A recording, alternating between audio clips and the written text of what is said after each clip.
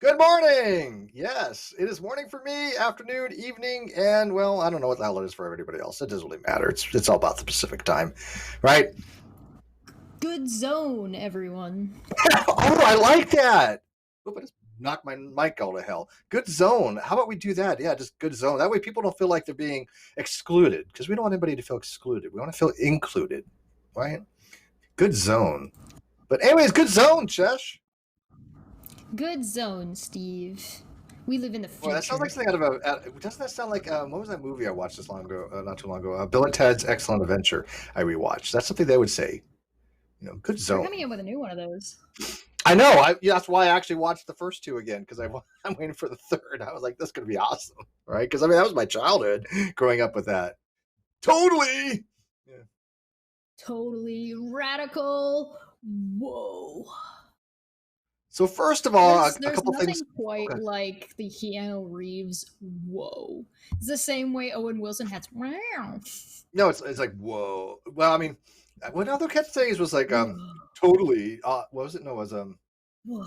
uh well, they said a couple different things actually, right? Oh yeah, they Whoa, had excellent. most excellent. Yep. Whoa. But I just mean like Keanu Reeves specifically. In any movie, he has a way that he goes whoa, and it's kind of the I same. tell you, Wick was the best. John Wick, man, I got to I tell haven't you, seen that he one knew yet. how to act in that show, that those movies because that was Well, pretty I mean, Keanu badass. Reeves is a pretty good actor. He's also a super duper nice guy. There's an entire subreddit devoted to Keanu Reeves being awesome, and that's what it's called. It's called "Our Yeah, no, Keanu I heard Reeves that. being" I heard he's very or personable. Keanu being awesome or something like that. Yeah. Yeah, it's kind of cool when people like that don't let their fame go to their head, right? I mean, they want to be like, thought of like an average person, and he always seemed like he was pretty down to earth. I mean, you never really heard anything too negative about him as compared to some other famous actors from the 80s and 90s. Right. Yeah. No, he's got a pretty top tier reputation, and you don't really hear anything like scandalous about him. He's got a band. He's just a good Yeah, old Dark Navy Star. boy. Dark Star, isn't it? Like that was his band. I Yeah. think so. He didn't want the band to be known by his name, so because he's like, well, I'm not the band. I just play in it. No, when you're in a band, that's kind of the way it has to be too. For a band, you got to gel together. I mean, if one person kind of takes front stage, the band kind of loses cohesion. It kind of like happened with like Led Zeppelin a little bit when, Robert Plant thought he was like king shit when it was actually I think it was more John Bonham and uh, what's his name? Goddamn guitarist, John Bonham, Jimmy Page. Yeah, so Jimmy Page and John Bonham on Led Zeppelin, I think, were the greatest two synchronized musicians of all time. The way they did their key signatures, but Magicians? yeah, they were musical magicians, man. I mean, the stuff that they pulled off was just ridiculous. You have no idea how complicated their music actually really was. Dealing with the syncopation between one was like playing Led Zeppelin in like was 8/12 very time, the other was like playing in 4/4 time. That's ridiculous. But yeah, Led Zeppelin has actually very complex musical theory. very, yeah. Yeah, they're one of my favorite bands. I mean, it was kind of funny too because I remember growing up. I wasn't really big into that kind of music when I was really, really young. I had Master of Reality by Black Sabbath, but for some reason in the '70s I was like, Led Zeppelin, whatever. But then a little bit later, I think it was maybe around sixth grade, I heard some AC/DC, and I'm like, Oh yeah. this is awesome. And that This was is like God's before the music. original singers Bon death, Scott, right? yeah, Yeah. yeah, yeah. I definitely prefer the original singer over. I honestly can't remember their names. Bon Scott was the original singer. He was replaced by oh man, what was his name? He was a cousin to the lead singer to Crocus, actually, if I remember correctly. Oh Remember really? Crocus? Yeah, My Albert favorite has Blitz. got to be the Facebook post slash meme that went around of it was like this celebrity looks surprisingly like this celebrity, and there were a bunch of them, and one of them was the drummer for Nirvana looks a lot like Dave Grohl, and Dave Grohl was like, I was the drummer for Nirvana. That's me. Yeah, he's been around a long time. He's been in a lot of projects. Matter of fact, He also seems like such a good guy who doesn't like he doesn't have any scandals. He doesn't like get into anything. He doesn't have any like garbage opinions about shit. yeah, no, I used to work with a woman that knew him. Her husband was in a band that was Really? touring with him called the Dwarves. They were kind of a punk band. He was the drummer for the Dwarves, and I think he played for a group called Excel back in the day. And so I used to work closely with her. But he actually got a gig with Dave Grohl, which was pretty cool. I also That's knew so cool. He would be on my list of people I would love to meet or talk with. I'm They not were really big. big They were on big in the day back in my area, like huge back in the day yeah. in Palm I've Desert. had the opportunity to speak with like Lindsey Sterling, and I was potentially getting tickets to go see Ninja Sex Party or Game Grumps and talk with them and talking to people about getting backstage passes and stuff. I'm not a big fan of backstage passes because like I have 30 seconds to say hi to you. I don't have anything to say. Hi, I enjoyed your show. I would much rather just be able to meet up with somebody in like a chat like this and talk with them a bit, or like meet up at a bar and Oh, bar would be just fun. happen Yeah, to bar would meet be real up with fun. them. Yeah, bar would be real fun. The big name bands in my area. There was a group called, if you remember them, Queen of the Stone Age. Queens of the Stone Age, and they had another separate group called what was it? It was not Stone Temple. Well, actually, one of them was from Stone Temple Pilots, but it was Queens of the Stone Age, and oh man, I'm drawing a blank today. I gotta tell you, I've been reading so much the last couple of days trying to prepare for these couple shows that I have all this week. I got plans all this week, and I think I've hit my brick wall. I think I've hit my epistemic limit. I just my brain is literally fried by trying You're to. overdoing it a little bit. Yeah, I think so. Yeah, I'm not. That's I'm fair. not used to There's that. I'm always a used to lot going like on. kind of parsing it out. But I got to do agree to argue this week. So I've been trying to read up on arguments against and for intelligent design, right? Especially dealing with teleologic versus teleological. So that's going to be on the 12th. Why don't I've you been, call Mr. Intelligent Design himself Edgar? Haven't seen him around in a long time. No, he kind of dropped off the planet. I don't know. That's not necessarily a bad thing. That was like a sigh, facepalm, growl all at once. I feel sorry for him. I really do. But my empathy is at a minimum right now. So I really wouldn't want to deal with Mr. Intelligent Design by any stretch of imagination.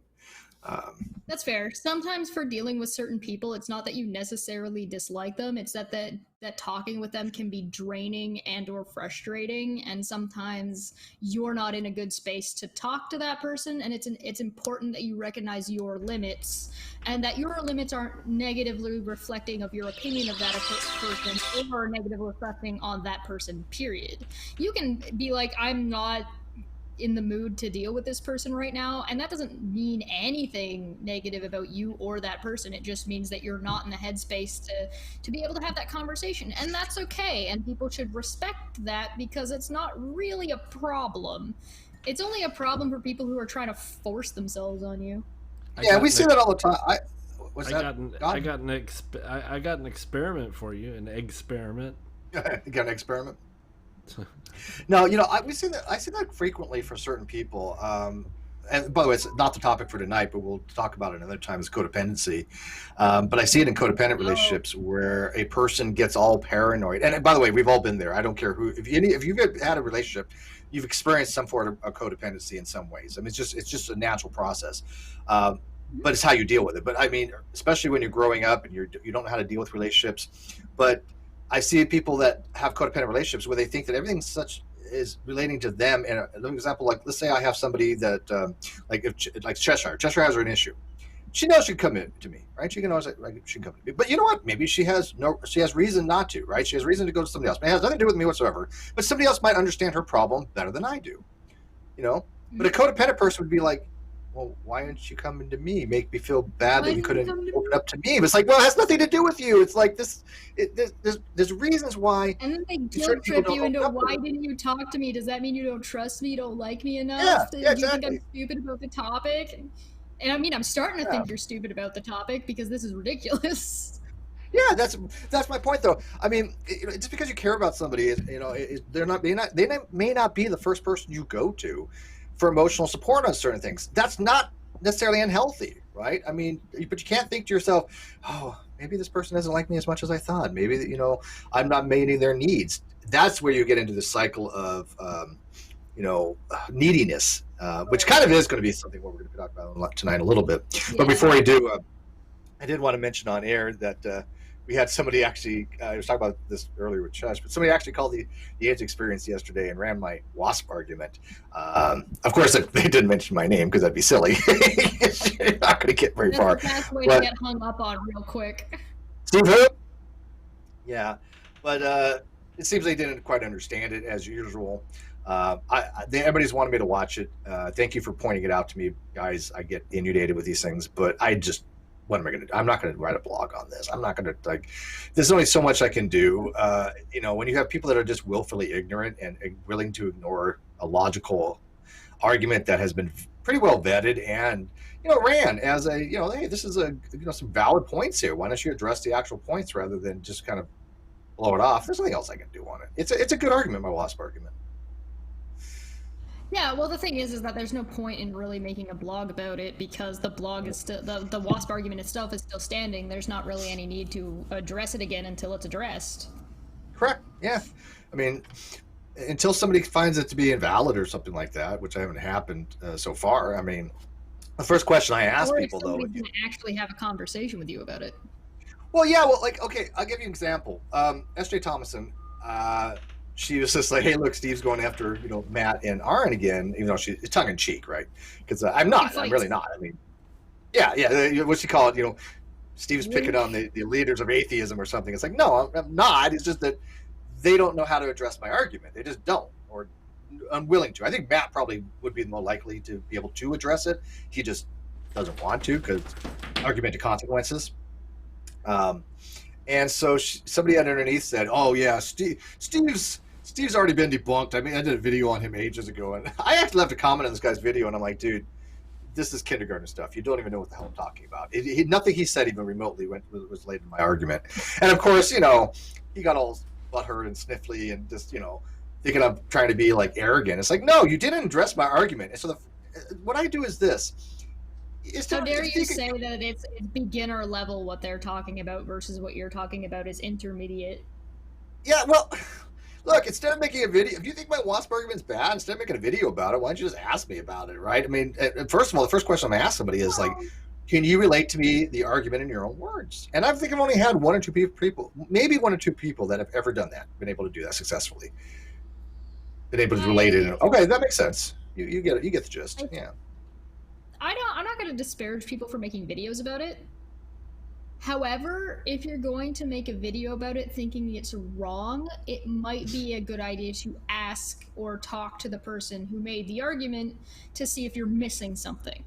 To see if maybe I'm just not understanding this part. Let me make sure that I understand it so I can actually debunk it properly. I don't think there's anything wrong with making a video addressing the argument, but making videos about the argument without addressing the argument and saying it's wrong isn't gonna make you look good. I can tell you right now, as soon as you break open a dictionary, if you want to make a video about make a video, sure. But as soon as you start wielding your Google foo and go, oh look, the dictionary says this, I'm not going to watch your video. I'm just done. It has nothing to do with it. My argument is a straight logical argument that has consequences to a special pleading fallacy. It has nothing to do with semantics. I feel like if people are whipping out a dictionary, they straight up just don't understand the argument because that's kind of part of the argument. Yeah, I mean, I shouldn't say, okay, let me rephrase that. I shouldn't say it has nothing to do with semantics. It has to do with semantics the way if somebody uses something in this way, then you have to be able to allow certain people to use it this way or else it's special pleading. So it does deal with semantics initially, but it's not a semantic argument, right? It's actually it deals with the semantic part as if you are using this definition.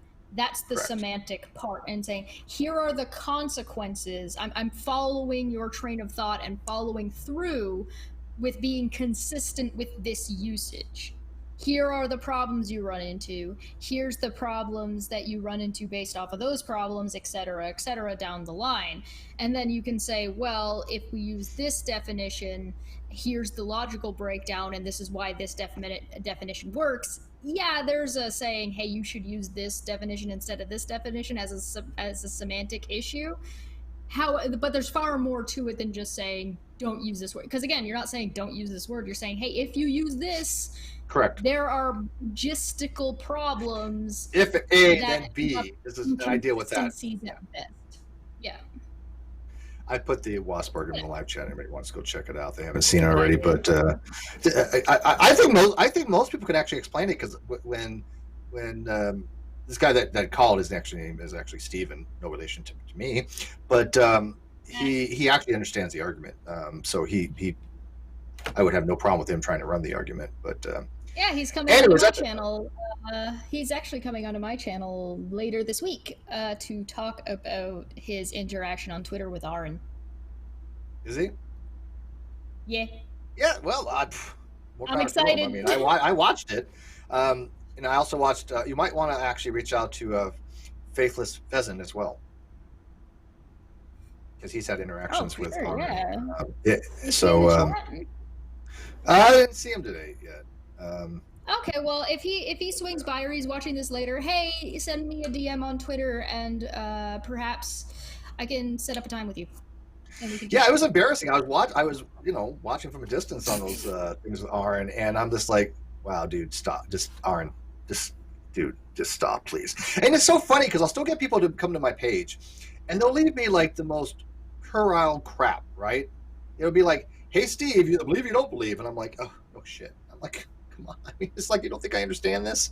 It's like, please don't treat me like a child. I mean, they really think they have an argument. They're like, Steve, you either believe or you don't believe. There's no middle ground between them. I'm like, and who's arguing otherwise? And all that shows you is that the atheist experience is not a place to have philosophical discussion, or in more complex philosophical discussions, which is okay. It's fine if they don't want to have those discussions, but however, don't tell people they're wrong when they're not. Just say, hey, we're not having that discussion here.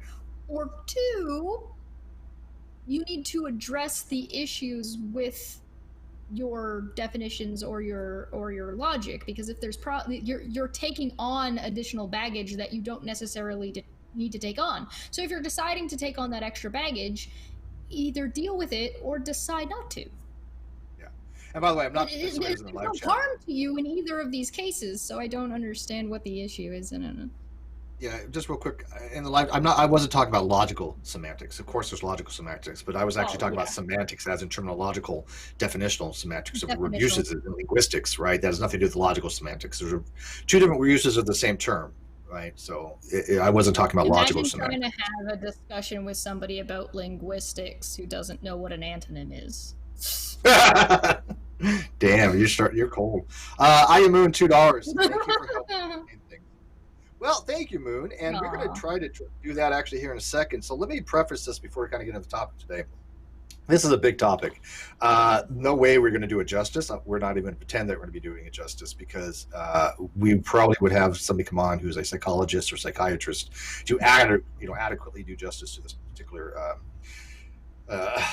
area of which we're working psychology. on getting you to go a little bit more in depth, and I'm not done my PhD in Christian psychology yet, so I'm not there yet. Yeah, she's getting there. She's working on it. Give it a couple months. It shouldn't take very long, right? Right.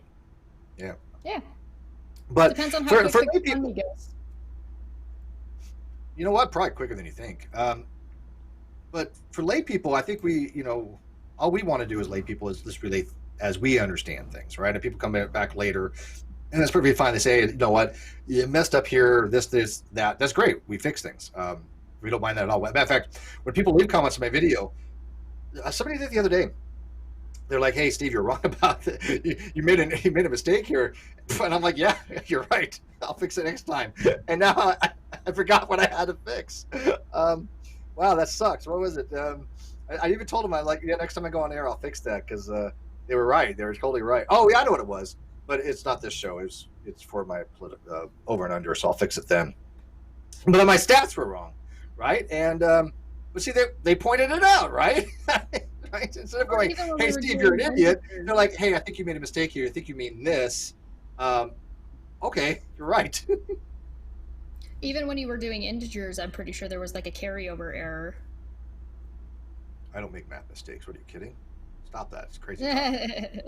Yeah, okay. Never. I'm sure it didn't happen live and people couldn't go look. I delete those videos. Oh. And then I gaslight people and tell them they never happened. Right? Anyway. Never happened. Yeah. Never happened. If it's not on the internet, it didn't happen. Fake news. So anyways, wow.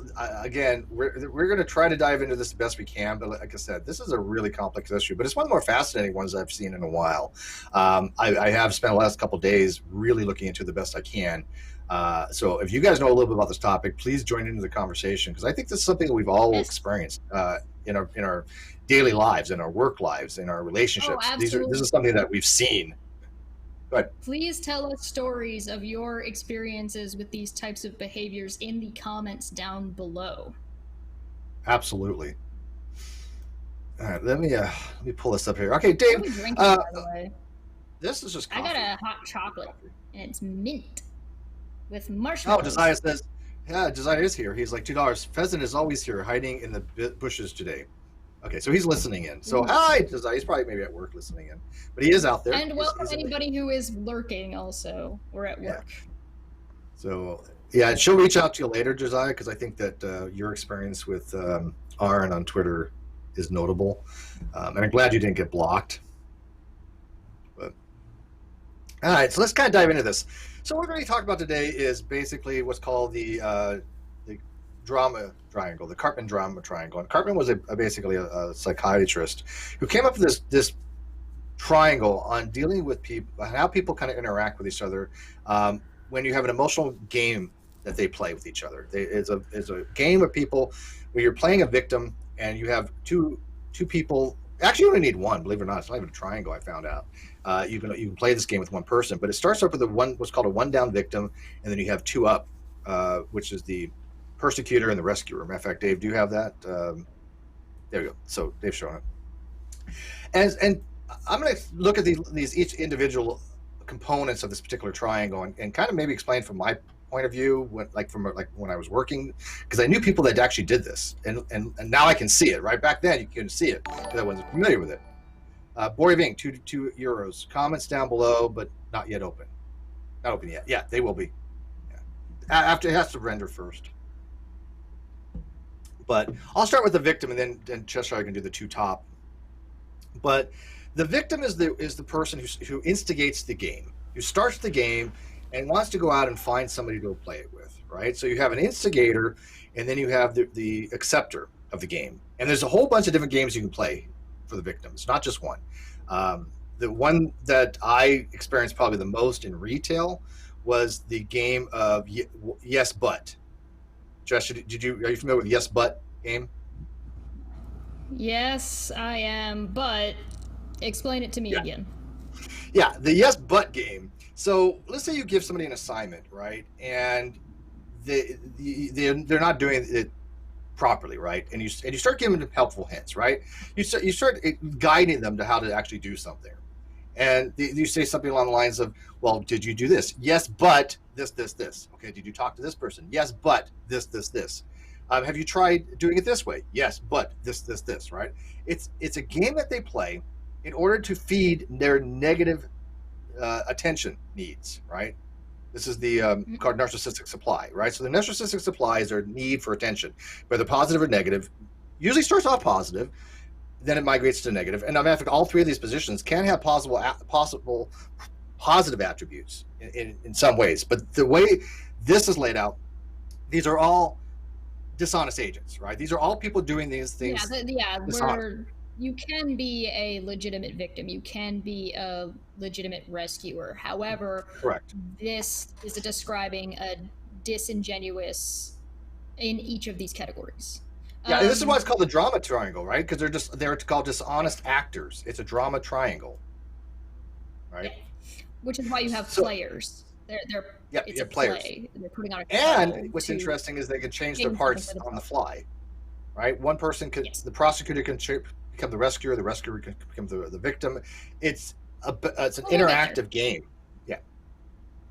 All right, so the victim is, like I said, the one that wants to instigate this game with people, and what they're trying to do is get a payout, and the payout is that they walk away with some attention, right? They get some negative feedback which they crave, and they also lessen you in some ways. They've drawn something away from you. They've made you feel worse about playing the game than when you started. That's the payout.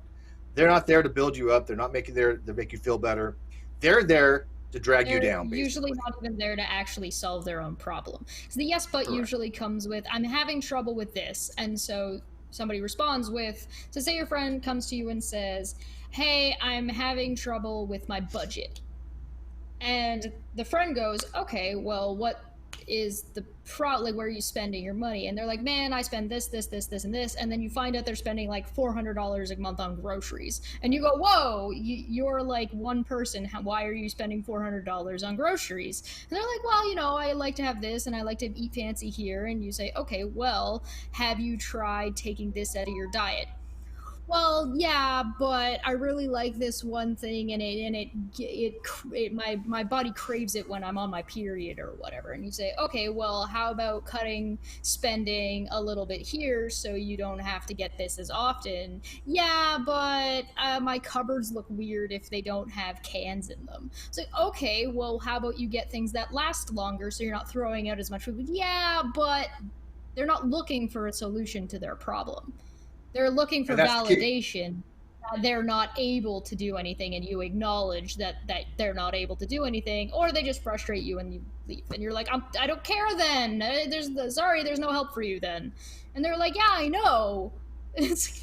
Well, what's funny? That's actually another game entirely. That's the I'm stupid game, right? That's the one where you get so frustrated with somebody, right? Let's say, and again, anybody who worked has had this happen. You've had somebody that was hired that is incompetent. They cannot do their job. And so you start talking to them and you say, okay, this, and this. And they make every excuse in the world, right? And they literally sound like they're an idiot, right? They're just making dumb excuses. And what do you do usually as a supervisor if you have to get something done, right? Now, normally, of course, you're supposed to train them, you're supposed to facilitate them and be their mentor, and we all get that. But let's look at the real world. You got, a certain amount of time to do it, and it has to get done. Right. It's got to get done. And so what do? Oh, you're like, oh, God, this person's stupid. I'll do it myself. Now they avoided any responsibility. They don't have to do it. They haven't learned anything. They've got the negative tension they want because you're telling them, look, you're just an idiot. Go the hell away. Now, granted, you may not use those words in retail, but the feelings that person's going to get is that they're incompetent, and they thrive on this, right? That's the negative attention that they want. So, well, then they can either play the victim, or B, they don't have to do anything, or C, they don't have to do a job they didn't want to do in the first place. Correct. So all the above, another usually. example of this. Yeah, I've heard this story before from people, from both sides, from the wife and from the husband. And I'm saying wife and husband specifically because those are the scenarios I've heard them. This is definitely not contingent on gender, I promise. And it's when the husband, let's say, for example, doesn't want to do dishes, for example. And so the wife says, hey, can you do dishes? And the husband says, oh, okay, yeah. And he does the dishes, and he does a shit job on purpose. So he doesn't get asked to do dishes again because he's really, really bad at it. And the wife's like, we've seen people do this. Absolutely. Yes. On the other hand, you see it on the flip side, where the wife might be like, oh, wow, I'm so bad at vacuuming. Can you do that? Realistically, you shouldn't have to do. It's a partnership. You should be able to agree to do different things for who's ever better at it. Or if you want to learn how to do something better, then do it in practice and ask your significant other for help. However, sometimes you just really don't want to do something. So you're like, oh, but you're so much better at it than I am. I'm so bad at it. You're better than me. Can you You're like you just faster, do or it? they'll give you these vain compliments, right? But And then do but it either way, bad you on only got so purpose. much time to do something. You know, if you got to get something done, it's like, step out of the side, let me do it. I mean, I've had to do that a lot. You know, You'll also retail. find people that will use their gender as an excuse to not do something in a workplace. So, oh, that's too heavy, I can't lift it. Can the big strong man do it for me? It's like 60 pounds. It's like Yeah, well, most places you got to be able to lift. I think, what is it? I don't know, like 50 pounds minimum, right? But something like that. But it depends on the workplace. But yeah, you're just like, oh, this is too heavy for me, or oh, I whatever, and it's like you can do it yourself. Come on, don't. Come on.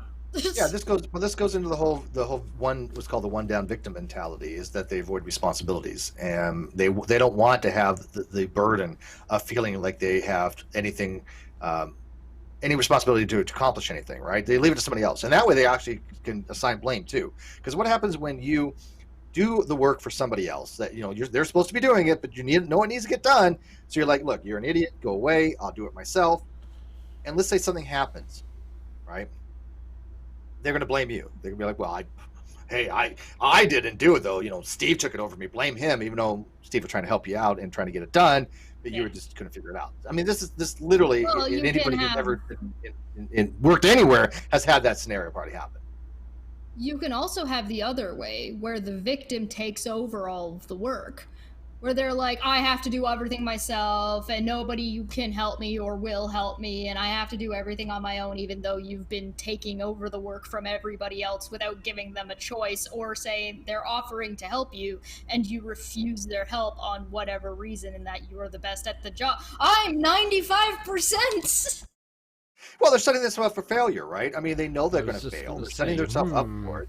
But again, this goes into those negative reinforcements, right? Again, when you have somebody that plays the victim, and again, playing the victim is, again, not the same as being a victim. Very, very huge distinction there, right? There are people that are actually been victimized. Yes. And so these are, again, just honest actors that are playing a part. But a lot of them actually probably do start off trying to get some kind of positive reinforcement first. An example would be like, for like Cheshire, you're an artist, you paint and draw and do your arty things. I do an art. So you probably have that talent from very like young age, right? I don't like the word talent, but sure. Okay, you have the ability to. I'll play your game, Mr. I play Actor. my game. I'm the victim, and I'm instigating the game, and you're my acceptor. So, yep. There's probably a time. Again, this is completely hypothetical, but you can imagine it happening where, you know, you're 2 or 3 years old. Your mom's, you know, talking on the phone or something, and you drew something for your mom, and you're like, hey mom, look, you know, look what I made, right? And your mom's like, oh, that's great, Cheshire, you know, hey, can you do me something else, because you know, mommy's on the phone right now, right? So you're like, yeah. So you go away and you come back and you're like, oh, I'm going to do this really awesome thing, and you take your time and you're doing it awesome, and you go up to your mom and, mommy, look what I made. And your mommy's like, can't you see I'm on the phone? And kind of just shuns you away, right? So you're looking for that positive reinforcement. You're not getting it. So you go away. And what does most kids do when they don't get the positive reinforcement? They act out. It's the attention. They're looking for the attention. And so they're not getting it in the positive light. So they switch over to the negative.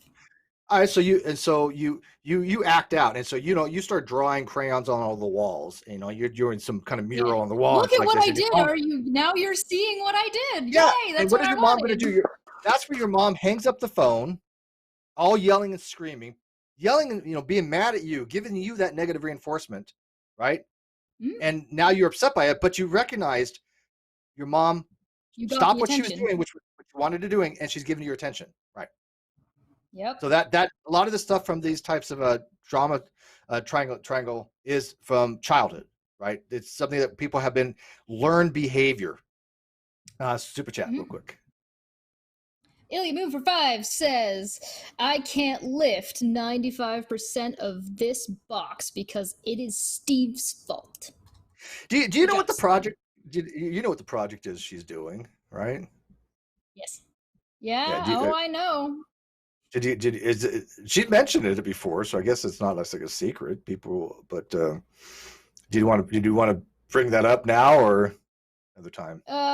Ilya is working on an interesting little video that is probably going to be way longer than it ever needed to be about all of the It's rumors so and unnecessary all too, of by the the way. accusations of things that people have called Steve over the years. Yeah, It's yeah, a lot. yeah. That's what I'm saying. This is probably one of the most, no offense, Moon, one of the most unneeded videos of all time.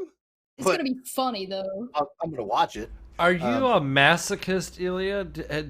Is this something I completely missed? Why would you ever in the world want to do that? Oh my god! Yeah, I had nothing to do with this. Blame her. I mean, awesome. to be it's fair, awesome, but it's kind of what the? It's just so she can play the victim and go, "Oh me, I had to sit through all this stuff," you know. Oh yeah, okay. No. You guys know how I did that spreadsheet playlist of all of the videos about non sequitur and then all of the follow-up videos that were all like first-hand stuff. I've been considering doing that kind of playlist spreadsheet for all of the videos that have been made about Steve. I just recently found out things I've never even heard of before. Entertaining to just see the massive number by each channel, because they'd be organized by channel, and how many hours, and then total up the number of hours at the bottom. I've actually had people message me going, "I've heard this, this, and this." I'm like, "That's new. Where did that one come from? I haven't even heard of that one before." Yeah, but we'll get into that too. Yeah, this actually ties in, Moon, a little bit, because we're going to get into a little bit about these behaviors, how people go about trying to instigate these games and start them off, and one of which is going to be that baiting like that by trying to say certain things to see if people bite. But we'll get into that. So still with the victim here. So people that have victimization things tend to be one of multiple types of narcissist, right? There are many different types of narcissist. But one of the most common ones is people that actually look for reinforcements to themselves because they want the spotlight on them, right? And they'll do it to disparage themselves. They'll do it by baiting people. They'll do it by these grandiose claims. They'll do it by seeking adoration. They'll seek reinforcement. They'll start off, again, many times just asking for some kind of positive things, but again, I notice time and time again when I'm dealing with certain people throughout my life, even that positive look, what they're looking for, that positive reinforcement, is quickly turned to any type of negative reinforcement. And then once they learn they can get that, they will do whatever it takes to get that negative attention. They'll push your buttons. They'll say things that are just completely ridiculous to see if you react on that. And then they'll once you do, if you're in a relationship with a narcissist. So if you're dating or you're married to somebody who has these narcissistic personality traits, or if they are actually a narcissist. Yes. Yeah. And what happens when you do react, right? The first thing they're going to do is basically say, "Well, why are you getting upset?" They're going to start gaslighting you. Well, it's your fault. Kind of thing. Yeah. Yeah. But I mean, yeah. Well, I mean, I was just pointing out something to you. Why are you getting mad? Yeah, they'll turn it on you, right? Yeah, but they'll try to gaslight you. They'll try to make it, see these things are natural, normal behaviors when you have somebody come after you, right? When you have somebody say something about you, that's, especially if it's not true or completely fantastic, right? Just some god awful weird story that you're like, what the hell are these people talking about? There's a natural response to try to speak out against it. This is normal. And I'm not saying that you shouldn't. It's a case-by-case type basis, but you have to realize that once you've initiated that game and you've said, look, here's a person who wants to initiate this game that we're playing, do I accept it? Then you have to have some kind of exit strategy. And you have to have the ability to say, if I'm going to play this game, is the net worth to me worth it the more than the net worth to them? Because they're going to win every time in some ways. They're always going to get something out of playing this game. There's always a payout to them. So you have to recognize, is the payout to them worth you negotiating between you and them to play this particular game, right? But then there's some other things with the victims. They'll feed on themselves to basically appear like they're helpless and hopeless. Then this is where kind of like the rescuer comes in, right? which is the two up positions, right? Those are the power positions as compared to the victim's position. And again, bear in mind that all these positions can change at any given time. The victim can become the rescuer can become the villain or the persecutor. They can move around, and one size does not fit all. But usually, one person will start in a comfortable role, like the rescuer. They're like, "Oh, I'll dive in," which just I will take over here on that. But some people just feel more comfortable playing the victim, right? They've learned to hone that skill. So just try to give the super chat, then maybe go on about the rescuer if you can. Ilya Moon for 5 says, the Steve conspiracy's coming out in October. Chesh is the guest. Mr. Sirius will join as a host. Boole is producing Saturday show. You're welcome, world. Lies. Yep. They were talking about the rescue. Yeah. I don't even know what to make of that. It's just like, again, I've heard some things, Moon, that I'm like, I don't know where these ideas even came from.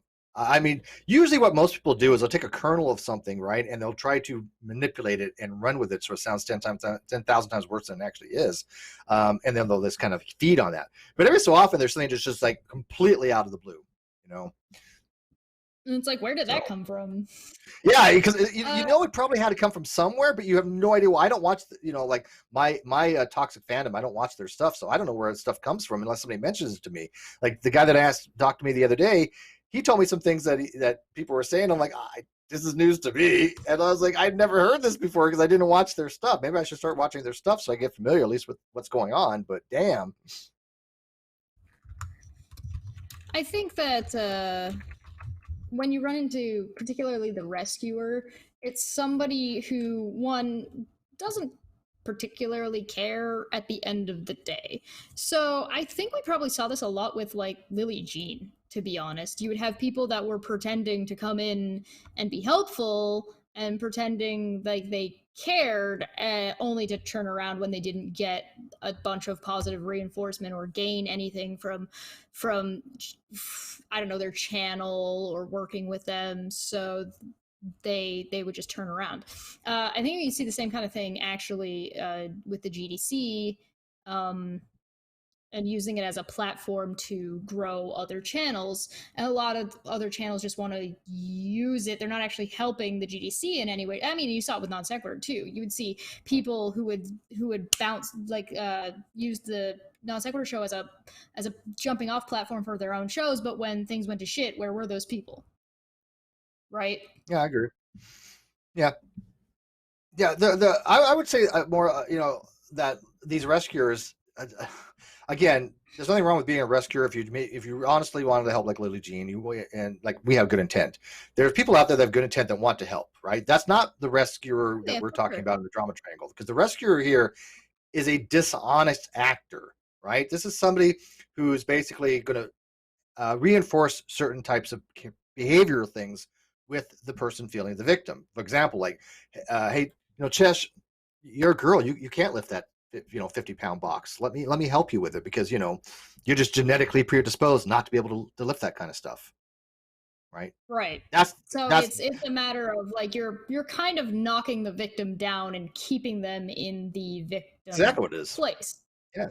So it's a matter of you're taking advantage of how they feel about themselves or their situation, honest or dishonest, because you could have a rescuer taking advantage of a victim, like an actual victim, versus like this person. In the dishonest sense, the victim wants to maintain their victimhood. So you'll see this on Twitter. You'll see people coming out and being like, oh yeah, screw that person because this other person was offended by what they said. What did they say that was offensive? Oh, they said don't bully people?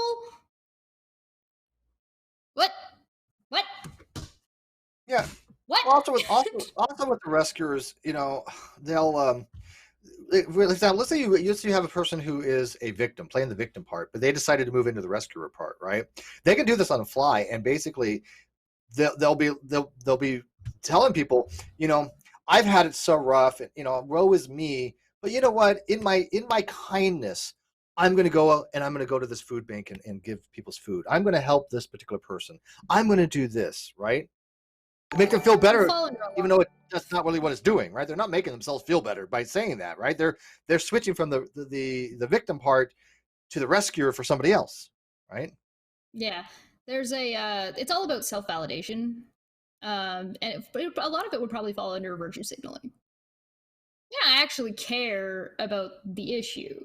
You just want to feel either better about yourself or perpetuate a victimhood by, you know, shouting down somebody who might be an honest actor, for all you know. Yeah, matter of fact, I think we kind of ran into that the other day on Twitter with Manya. Not against Manya, we're with Manya, but We're you know, it's fighting just like Manya all the she. time. Oh yeah, we did. Oh yeah. But you know, she ran into that very same situation, and it's depressing because you go in to have an honest dialogue, and you automatically have these people that have just dishonest intent. They think the worst of everything, right? You can't have any discussion. They're so wrapped up in the drama triangle that they assume everybody else is also a part of the triangle of being dishonest. Oh yeah, yeah. And they use that to perpetuate their victimhood. Yes. So social media. Man. Okay. What's that? I said social media, man. Yeah, but so the rescuer, you know, like I said, I don't think that the rescuer gets too much out of it as much as that they think they do, right? The rescuer, you know, they're pretending to help, right? Because they want to feel good about themselves, but I don't think they actually get that payout as much as somebody who plays the victim. I think the victim is probably going to have the biggest payout because they're the one down, right? You have two people above, and then you have the one down. So that one down is going to get a hell of a lot more feedback, right? Reinforcement of their behaviors than the two on top, which will get into the persecution or the aggressor.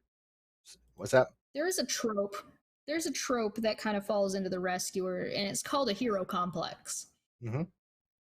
So it's somebody who wants to feel good about themselves, feel like they're important, and feel like somebody relies on them, so they get that ego boost that they matter to other people.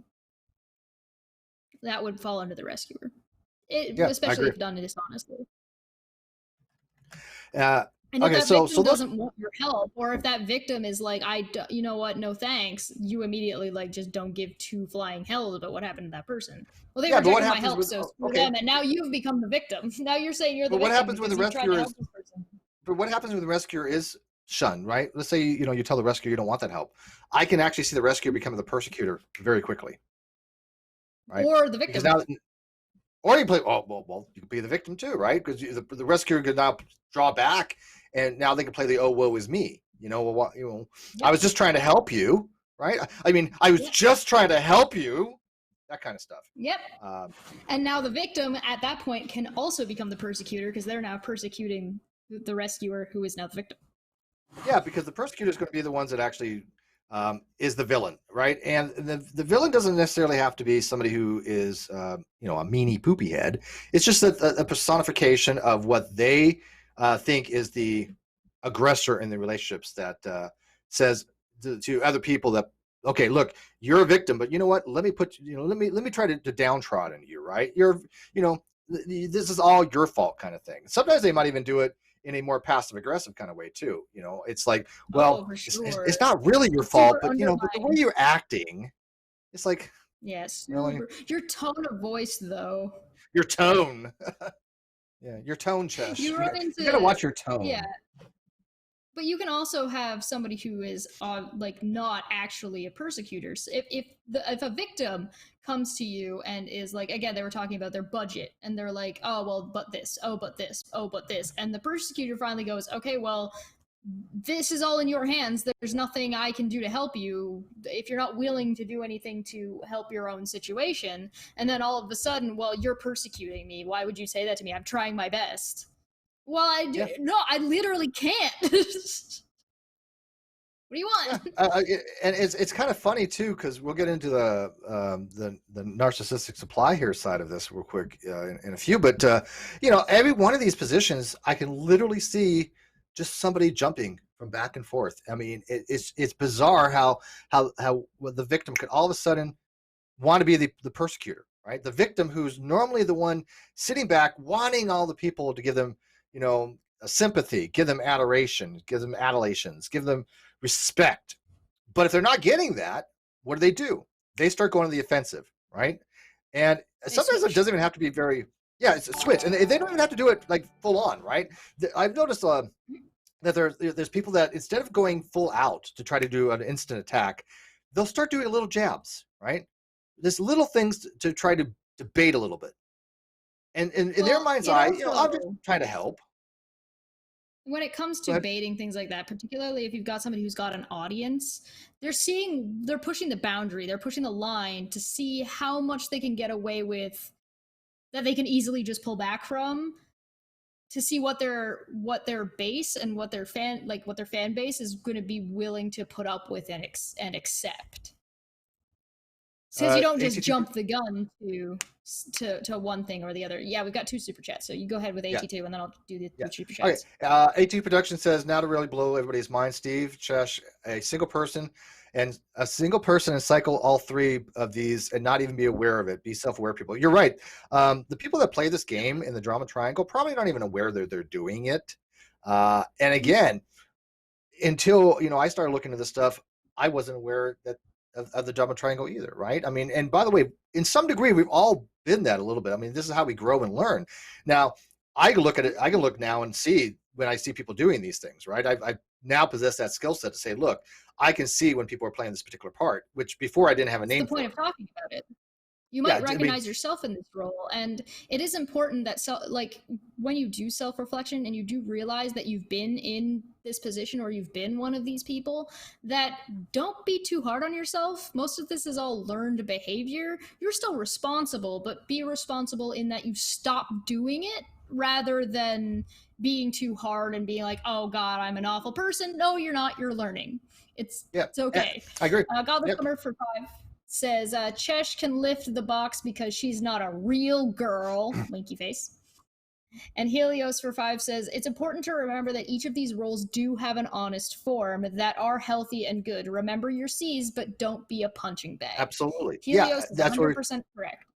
Yes, that's what we're trying to emphasize, is that all these positions have some positive aspects to them that basically, though, if you're a victim, like if you're a victim of a crime, you are a victim, right? You're not playing the part of a victim, right? Or if you're just a very naturalistic, altruistic person and you really do want to help people, you're playing a part of a person who wants to rescue people, but you're not playing a rescuer in this particular case, because again, the rescuer here is not trying to actually help somebody, right? They're doing it only because they want to feel important. They want to feel superior.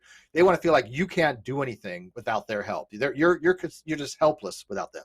There's always, like I said, there's always some kind of payout to them, rather than, yeah, you know what? I just really want to help people. I like, for example, I like to educate.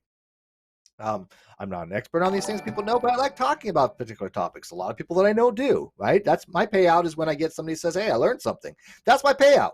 Right? I don't think that's evil. I don't think that's malignant to feel good about yourself because you've helped somebody. That's perfectly normal, right? It's when you're doing it and you do it dishonestly, right? You're saying, look, yeah, Chesh, let me help you with that because, as a girl, that kind of stuff. Like opening the door? Oh, that's a whole different topic. Yeah.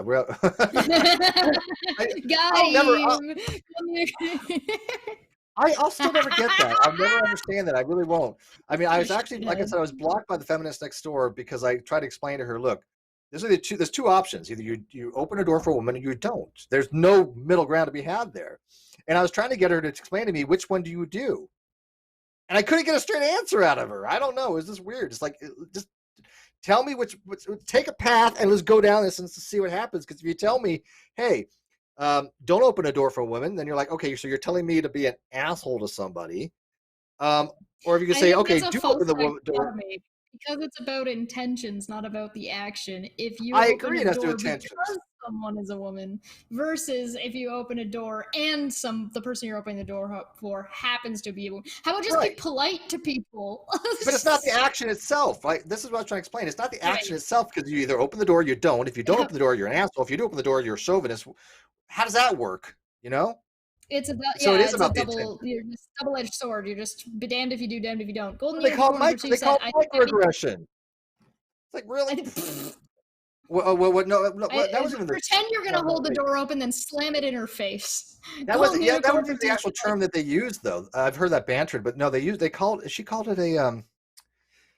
I don't remember. It was Call something PC along the Prince. lines of misogyny, like micromisogyny or something. I don't know. It was something along those lines of just So like just a weird having a term. small Like, penis. it's like, no, Micro it's like that's not misogyny. misogynistic to open a door for somebody. Women are not. I don't know. It's weird. Golden Unicorn for two says, I think I became a target of their bias yesterday. Yes.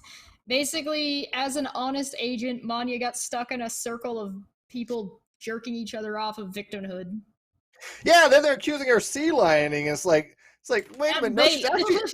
Yeah, that's bait right there. That's bait. It's like I'm trying. And by the way, somebody could say, well, Steve, you were jumping in trying to white knight Gaslighting for was what Manya. killed me. And I was like, well, okay, if you want to accuse me of white knighting for Manya, I'll take the hit for that. But I was basically trying to explain to them, Manya's asking legit questions. I can vouch for her that she's being honest. She's from one of these weird countries that may not know what the hell's going on. And so she was really kind of curious, like, what do you mean by this? And people thought that she was sea lying, and I was like, no, she's not. She's like legit asking questions. And at that point, when somebody says, hey, this person legit is asking questions, most people would go, hey, I'm going to give them the benefit of the doubt, right? But who knows, right? Yeah, here's the thing. I didn't like the steel lining thing. I was just like, whatever. The gaslighting got me. The gaslighting got me because they accused her of gaslighting. Then they tried to gaslight you guys because I saw that. I was like, wait a second. They were like, oh, I never called you dishonest. Then I scrolled up and grabbed the screenshot of them calling you guys dishonest, and I was just like, you brought up gaslighting earlier, and I feel like maybe you're full of crap. I sent them the Caffeine Corner videos. I did. I was like, you need to watch these, right? Spooky Ben here actually said she called it casual sexism or something like that. Yeah, it was very similar to that. It was some type of casual sexism. But I'm gonna stick with micro misogyny. Yeah, Amzy, you can steal it, by the way. Be my guest. Micro misogyny. Sexism? No, I don't remember the term she used exactly, but it was something along the lines of sexism. Stupid. I don't remember. You know how feminists like to make up certain words, and I don't know. I just thought the whole argument was pretty silly. I'm like, look, I opened the door for a woman. If you think that I'm a misogynistic pig because of it, I'm gonna live with that. Actually, matter of fact, it's funny you mentioned that, Jess, because that's actually one of the ways you disarm people. That's your opinion. One of the ways you disarm a narcissist and that you disarm some of these people trying to play this particular game, or these games, there's more than one, there's a whole bunch of these games in this drama triangle, but one of which you just accept it. Okay, if you want to say that I'm a sexist bastard for opening the door for a woman, okay. Have at it, right? What am I going to do? Have at it. That's your opinion. I'm not going to argue about it, and you move on, right? And that's what I've done. I've done this before, or try to move on. You don't feed into the perpetual cycle. You don't feed into giving them the attention that they're craving, positive or negative. Because keep in mind that these things can all be positive, also not positive as in healthy. I mean, like a victim could be looking for positive feedback. Yeah, and it's fine to say, look, each of these roles can be dishonest, but use positive language and use positive enforcement rather than negative reinforcement. But I've had to do it a few times. I've had to say, look, I'm sorry you feel this way. Go with God, and if they continue, I block them. Okay, bye. I mean, bye. Yeah, I mean, but see, that's when they go, well, look at that person. They're an asshole. Well, no. When you tell somebody, look, I can't help the way you feel on this. Oh, look, they blocked me. I don't want to gauge you on it. I don't want to play your game. And if they continue at that point, you're fully justified to say, you're no longer somebody that I do want to have any contact with. I'm going to cut you out and just block you. There's nothing wrong with that. That's actually a very effective means of dealing with people. Well, then they go and play the game with the other people, right? Like they words. They play with the people you know. Right? They play this game with your friends because they can't get to you anymore. Or they'll play with Right, or they'll try and play this game with just an outside force that isn't you, and now you're the persecutor who's no longer playing, but also they're a victim because you blocked them. How Yep. dare this person not want to talk to me? I'm a victim. They're silencing my voice. This is free. Blah, blah, blah, Well, blah, it's blah, blah, censorship, blah. right? I've had people say, "Well, hey, look at Steve. He blocked me from his page. He won't let me leave comments. He's censoring me." No, that's not what censorship is.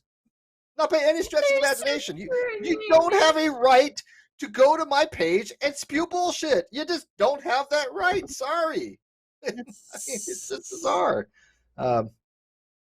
But anyways, that's kind of the overview. Unless you got more to add with the triad there. That's pretty much it. Just again, what Helio said. Keep in mind, utilize your C's to help you determine and approach people that may be playing one of these roles, and you don't know that if they're being honest or not. Keep in mind that if you're dealing with anybody almost all the time, unless you're very familiar with that person, you do not know if they are an honest actor or not. That doesn't mean assume that they're dishonest. Don't do that.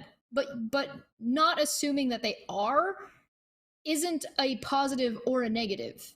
That's the neutral stance. So not making an assumption either way is the neutral approach to that. And again, think about what the payout is, right? You want to know what the payout is for yourself and for other people. Because if somebody is just doing this stuff and you can see that they want this narcissistic supply, they want the people just to say, "Oh, we feel so sorry for you. Oh my God, I can't believe that happened to you. Oh, but you look so great today." Like, for example, like Cheshire, before we go on air every morning, she has to spend about 20 minutes just giving compliments. I mean, just if she doesn't say at least 10 nice things about my hair every time we go on air, I just don't. I'm not getting the payout that I want, right? I have a whole week to come up with a new set of like way to word things and which ones I can reuse, and I have them kind of like on a cycle. So if he ever actually notices, every 3 weeks or so, I throw in a couple that I used a good number of weeks ago because he's too old. He won't remember that I used them. She recycles because she's just lazy, and I have to go in and rescue her and actually give her actual compliments to give back at me because she can't do it herself. Yeah. You know. Yeah, he gives me notes at the end of every episode. But that's what people actually do, though. They actually do try to fish for things. They have to feel like that they have to have compliments all the time, and God forbid anything negative happen to them. They want hope. I don't go to my fan base, and I use the term loosely, but whatever. But I don't go to my subscribers looking for sympathy, right? I mean, we all have people in our lives that we know if we need to have support, we know who to go to. And yeah, we do feel better when we talk to a bunch of people, right? In that way, if you want to say, look, there is some type of therapeutic help by people that you have built some kind of rapport with, and you go online and you want their advice and you want to talk about with them, that's fine. I got no problem with that, right? Yeah, there's venting and then there's catharsis, right? You telling people what's going on and what's happened to you in your life, who are people who choose to follow you, is not. You're not asking them for anything. You might appreciate feedback, but they don't have to. It's not a demand. And you're not demanding, but you cannot tell me for half of a second that it is not cathartic as hell to see Aron getting his shit pushed in because people know the position better and know how to approach things using the C's better. It's been amazing because Aron can't justify a damn one of you because everybody's just been like, Aron, can you please cite what you're talking about? And everybody's just been on point with the C's. Mwah, mwah, mwah. It's beautiful. That's the payout, though. It's beautiful. By the way, I guess my shirt is matching the chair here. Is that right? So it looks like I have big arms or something. Yeah. But that's the payout, though, and not in a negative way, though. Is that we actually have seen these things that we've talked about put into practice. We've actually seen people utilize these things and get something out of it. They're like, this. We've noticed a better dialogue. We've noticed people telling us they have been better in these dialogues, and we see them use that against somebody like Aron. Yeah, it's a little shine of parade there. It's a little bit of a. It's just like a cherry on top. Because I mean, we do this legitimately, honestly to help people. We're not rescuing anybody. We're not, there's no individual target, but we are trying to help people. We are, but that's honest. We're not looking to get anything out of it. We just want to help educate people. And if people choose to watch, great. If people choose not to watch, well, that's too bad. And hopefully they can learn from other places or learn other things. But I don't think there's anything wrong with it. I don't think there's anything wrong with having we all have some degree of ego, some degree. That doesn't mean we're egotistical. Well, there's some degree of proud of yourself for succeeding in a goal. It's pride. It's healthy pride. It's healthy, like, to say, hey, this person got something out of it and they thanked you for it. That's all you need. That's it. It's like, they thanked you. You say to yourself, you're welcome. That makes me feel good that you gave me a thank you for helping you out. That's it. I mean, that's all you really need. That's a healthy dynamic, I think, right? It's nice to know that you're appreciated. Yeah. If you're putting in effort, exactly. and it's nice to get feedback on that effort, whether that's constructive criticism, whether that's suggestions for what to do later, whether that's being helpful by sending screenshots or articles for, like, I don't know, a goblin reads. People will send me articles like, hey, you might be interested in this. That's positive feedback, and that's nice. It's great to have that acknowledgement that you are doing it, but there's a line where you start doing things just for the acknowledgement. You might want to look into Onision as an example of that, where he was no longer getting the attention that he wanted or thought he was entitled to, so he starts lashing out. And entitlement is a very big thing. Yeah, entitlement is a very big thing of why these people lash out. And and again, they'll start small. Again, a lot of these people will just be very small things that they'll try to bait people with. Doesn't have to be a big thing. It's just just something that they know will push your button. If that doesn't work, then they get more grandiose. And eventually, I think most of them will eventually get to the stage where they're just outright saying whatever. It doesn't matter if there's any verticality for it whatsoever. They'll make up whatever because they know one of two things. Either one, it's going to be so outlandish that the person that they want to have a response from, the attention that they want from somebody, is going to actually say, hey, this was stupid, right? And they're going to get some negative attention, or they're just going to ignore it, and people are going to be like, maybe there was some truth to it, right? Because there's always that one person. Oh, yeah. I swear to God, there's always that one person that goes, hey, is that really true? Did that really happen? And people look at them like, no, you idiot. Of course it's like nonsense. You notice that with, like, your toxic fan base.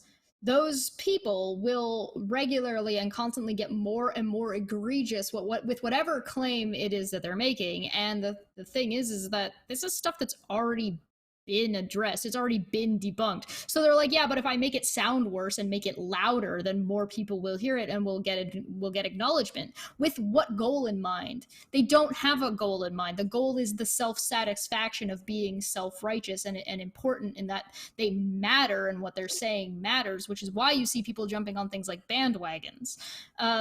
Atheist Linguist said, for whatever it's worth, I've actually coined a word for going out of one's way to read sexist intent into even the most innocuous things. I call it, then he typed the word out. I then asked him how to say the word, and it's Sarkeesianization. Sarkeesianization. Yeah, it's like Anita Sarkeesian. I think so. Yeah. Yes. Yeah, that's what they said, in honor of Anita Sarkeesian. Yeah, that makes sense. Resistance for 10 said, what is this learning people speak of? And Helios for 5 says, I am mean too often to Chesh, so here is one for you, Steve. Why are you talking about Chesh complimenting your hair when your cam only has forehead? Ooh. You're lucky that I don't have that much need for attention and I'm self-assured of myself, Helios, or you'd actually hurt my feelings. What do you mean? Yeah, I mean, do you see the way Helios treats me? I mean, people should all go out and attack him. Just tell him how bad he is. He's a bad man. I mean, to be fair, he is. He made me build a roof out of stairs on Minecraft, and I just struggled with it for a good, 30 to 40 minutes. It was awful. Did he give you feedback how good it was or how bad it was, or say you can't? You suck at Minecraft. Let me help you. He was definitely like, okay, hold on, I got another one for you. Make it out of this instead. So I had to deconstruct it and do it again. I know he's got some things in mind for next time we do a Let's Play Together Minecraft, which we'll get to. It'll happen again. Bull, go ahead and put the next image up that I sent you, number 2. Okay, so people that play these games, people that play into this drama triangle, a lot of them have very similar types of personality types. Like everybody knows the dark triad, right? I mean, everybody's experienced Machiavellianism, psychopathy, and narcissism, and that's considered to be the dark triad. And I think most people are probably familiar with that. We've never done an episode on the dark triad because I think most people probably know what it is, so I don't think it'd really be beneficial. I try to find things that most people have never heard of before. I try to bring new things. Cheshire brings new things. She'll go out and say, hey, what about this? And I'm like, hey, that's great. I don't know what the hell it is. Let's look into it, right? So that's what I love about this particular show. Cheshire and I come from a very different perspective on things, but we both actively go look for stuff, and we go, hey, what about this? And I'm like, sounds good to me. I don't know what it is, but I'll check it out. And I'll go to her and I'll say, hey, let's do this. And she'll be like, both actually let's check it out. Right? But we're willing to do that, right? Because if I've never heard of something, then I know people in my audience never have. If she has it, I know people have it.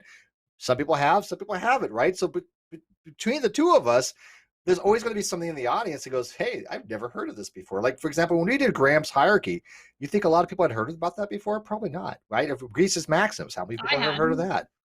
Yeah. And I've already got something planned for next week, too, that people have never heard of. Some of this is just putting a name and an explanation on things a lot of us already know. It's I think so, too, right? You kind of already have. We got another super chat from Boy of Ink for 2 that said someone will cut this out and use against Steve. Yes. Oh, it's a given. Of him crying. It's a given.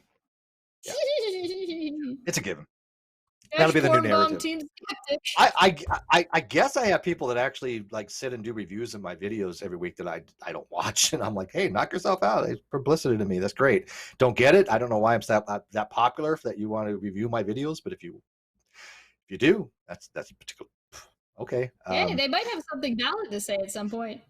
Who knows? I wouldn't know. I don't watch any of them. But that's the problem. Oh, right. There's so dishonest agents out there that are reviewing my stuff that it's just like I'm not interested in what they have to say. If it was somebody like if Helios said, "Hey, Steve, I want to review one of your videos," yeah, I would watch it. I'm like, okay, let's look what he said and try to figure out, why I think I agree or why I don't agree, because we could have a great conversation, right? That's perfectly fine. Although I don't do a lot of video responses, right? But I would be thrilled to death if somebody who's an honest agent would be reviewing my stuff, but that doesn't happen. I think between the two of us, we probably don't watch our own videos very often, or even necessarily somebody reviewing our own videos, only because it's kind of weird watching yourself. I don't have a problem with that, actually. It's just that they're long. I mean, we do 2-hour videos, and I do so many videos a week.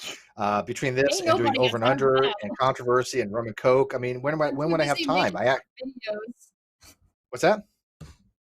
I said I don't have time to review my old videos. I'm too busy making more videos. Yeah, I mean, it's just not enough time in the day. I don't think I could really do it. But if somebody says, "Hey, I watched one of your videos," they leave a comment, or they just say, "Hey," like the one that I'll be fixing on Wednesday.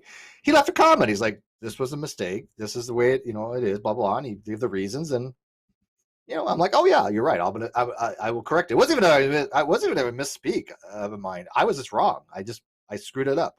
And though it happens, right? Especially when it comes to politics, those stats suck. But I had a misremembrance, and I got it wrong. Okay, but that's why I have an audience that'll fact check and go, hey, you got this wrong, and I'll be like, okay, great, yeah, thank you. That's fine. They don't need to make a whole video on it, right? If it's an honest agent, you just got to tell me that I made a mistake. I could go, oh, yeah, you know what? Yeah, this was. Some people are looking for content, which tells you they might not be honest because they're looking for a reward system inside of the triangle. Yeah, and that's why a lot of them want to bait people, right? That's why a lot of them want the payout, is that they want to have you respond so that you can make a response to them. That's exactly it. That's narcissism. And that, matter of fact, let's kind of dive into that for a second, because there's a whole bunch of different types of narcissism. That's going to be a whole different topic one of these days, I think, because we cannot possibly try to skim the surface of the different types of narcissism. But I saw this the other day. And I thought this was really kind of a good overview, don't you, Shush? Yeah, I like it. I think there's sorry, I was muted. I think there's some interesting concepts that we might actually have to dive into individually. But before we move into this real quick, I do want to point out that sometimes you'll notice on YouTube that people make interesting bedfellows. So that you can be bedfellows without actually agreeing, but you'll notice that there tends to be a cycle of video response, response, response, response, response, and it's like they're feeding off each other for content to appease their either themselves or their viewer base. You'll see it a lot with actually when a creator goes after what another creator so much. Now in some cases it's appropriate, like this person is putting out like just just wrong in garbage that you can demonstrate that the next. So you'll see that a little bit with Greg Locke. So you'll see a lot of people go after Greg Locke over and over again because he's just saying some new complete and utter trash that's actually causing people to get sick or come to harm or putting people at risk. However, you also see things that are a little bit more innocuous. So if you've made 7 or 8 videos about Girl Defined, and Girl Defined has made 2, and you've made 7 or 8 videos on these 2 videos, and they're kind of just talking about opinions and they're not really causing any direct harm to anybody, you may want to look into how healthy that back and forth actually is. Like, I would love to talk to Paul and Morgan sometime, but that's because I would honestly actually like to talk to them. I don't want them to come on to shit on them. Me, I wouldn't give a shit about talking to them. I've never watched a single thing by them. I have no interest in them whatsoever. I know of them, but it's just nothing that I give a crap about, right? I don't want to have people watch my shit because I'm talking about them. I have no interest of doing that. I'm not a commentary account, right? I'm not a commentary channel. About them. I want people to watch my shit because they might be interested in the back and forth and what actually comes from it because I'm interested in that. Yeah. And I would be like, hey, I would probably listen to that on your channel, right? I'd totally listen to that and be like, hey, this is cool shit. I just personally, I would have no interest in talking to these people. I don't know what I would talk to them about. I don't, but that's what we all have different things that we like and dislike about YouTube, right? The reason why I think they would be interesting because they also seem like they would be up for an honest discussion provided it doesn't get hostile. Like they seem like the kind of people that if I were to ask them a question, they would either be like, oh, you know what, I don't know, or you know what, I didn't think about that, rather than just being like, oh, like they don't seem that they would be that way. So I'm willing to give them the benefit of the doubt that we could actually have a productive conversation, whereas there are other people that I'm like, why would it? No. I mean, from what I know about them, there's certain people that I know do a lot of videos about them. No possible way they would have a good dialogue. No possible way. Well, yeah, exactly. But that's what I'm talking about, where it starts to get into that drama triangle where they're feeding off of each other in either a negative light or in a hostile light. Like I could do a review of a Paul and Morgan video without being a dick and potentially being able to still talk to them in the future to be like, you know what, I would love to talk to them a little bit more about this aspect. But I'm generally not a hostile interlocutor. Generally. Yeah. Somebody had asked, free to play was like, who the F is Karpman? Or Karpman. Karpman actually, his name was Stephen Karpman. Stephen Karpman. He was a member of the SAG, the Screen Actors Guild. And so this is what he called it, the drama triangle, right? It has to do with conflicts. It has to do with what's called transactional analysis is what it's called in psychology. But he didn't want it named after that. He didn't want it called something relating to psychology. He wanted the triangle to be relating to people in playing these roles for drama, right? Mm-hmm. Because again, the person could be a victim and a person could be a rescuer. But when they're in the type of drama triangle, they're dishonest actors, right? A really good example. These are not. This is not a real victim. When somebody's doing victimization, they're not an actual victim. They're playing the part of a victim. If you want to go to actually a really good fictional example, Batman and the Joker. Batman and the Joker feed off each other constantly. And the person in the middle who's enabling them is Commissioner Gordon. Just constantly, because if you wanted to The psychology of problem, Batman and Superman and Robin would be awesome. You know, do you ever watch? Have you watched Titans? Why Robin? Batman, Superman, and Robin? Yeah, Like because or... Batman's relationship with Dick Grayson, dude. Robin is. I mean, yeah. When he would turn into Nightwing and he went to, Superman took him under his wing, but his whole dynamic with Batman is incredible. I mean, I don't know if you follow Titans, but Titans is great on that. Yeah. Anyways, sidetrack. What? The new 62. But, all right, anyway, there's like pictures. If you're ever writing a story, or you're writing a play, these things would be so useful and helpful to you. Oh, sure. Yeah, I mean, I think a lot of psychology goes into writing, definitely. All right, so let's look at the signs of narcissistic abuse. Again, these are very, very generic. The specificities of narcissism can be very complicated, and we're probably going to dive into that in another episode. We might touch on a little bit here, but so one of the things, though, that you've noticed, I noticed with certain people with certain types of personality traits, is that they'll do things like these. Like, for example, love bombing followed by devaluation, intense praise followed by verbal abuse. So it might be one day they'll like just praising people, praising everybody. This person's great, this, and the very next day start tearing them down, right? And start devaluing them for whatever it is. I mean, it's weird, and I've actually seen this like almost in real time, right? Like in a matter of like minutes, where they're not getting the reinforcement they want. Because if I'm love bombing somebody and people aren't responding to it, compliment towards them. This person didn't give me a shout out or retweet based off of my positive enforcement of work. Oh, your hair is so pretty. Oh, blah blah, whatever they said, and then they're not getting. I've had that happen with Patreons in the past, where they had expectations that were far outside of what was listed in the Patreon and tried to impose themselves on my time. They got mad, they lashed out, and they're gone now. Well, it's also something along the lines where people give you a whole bunch of compliments, and if they don't think that you're receiving them well, or you're just not giving them enough feedback, all of a sudden, well, yeah, you're just a real bitch or something, or or in the timely manner that they've decided. You didn't get back to me within an hour. I'm like, okay, I'm trying here, but that doesn't happen very often. I don't particularly get that but I've definitely had people say that. People will email me, and I said multiple times, I'm very slow at getting back on email because it's not part of my routine. So I'm trying to get it into my routine, but I'm not doing a very good job. So do not email me and expect an email back within even a week, because I completely forget about it. I'll go in spurts of remembering it, and then it's out of my brain and it's gone. I've forgotten about it, and I won't check it for a month.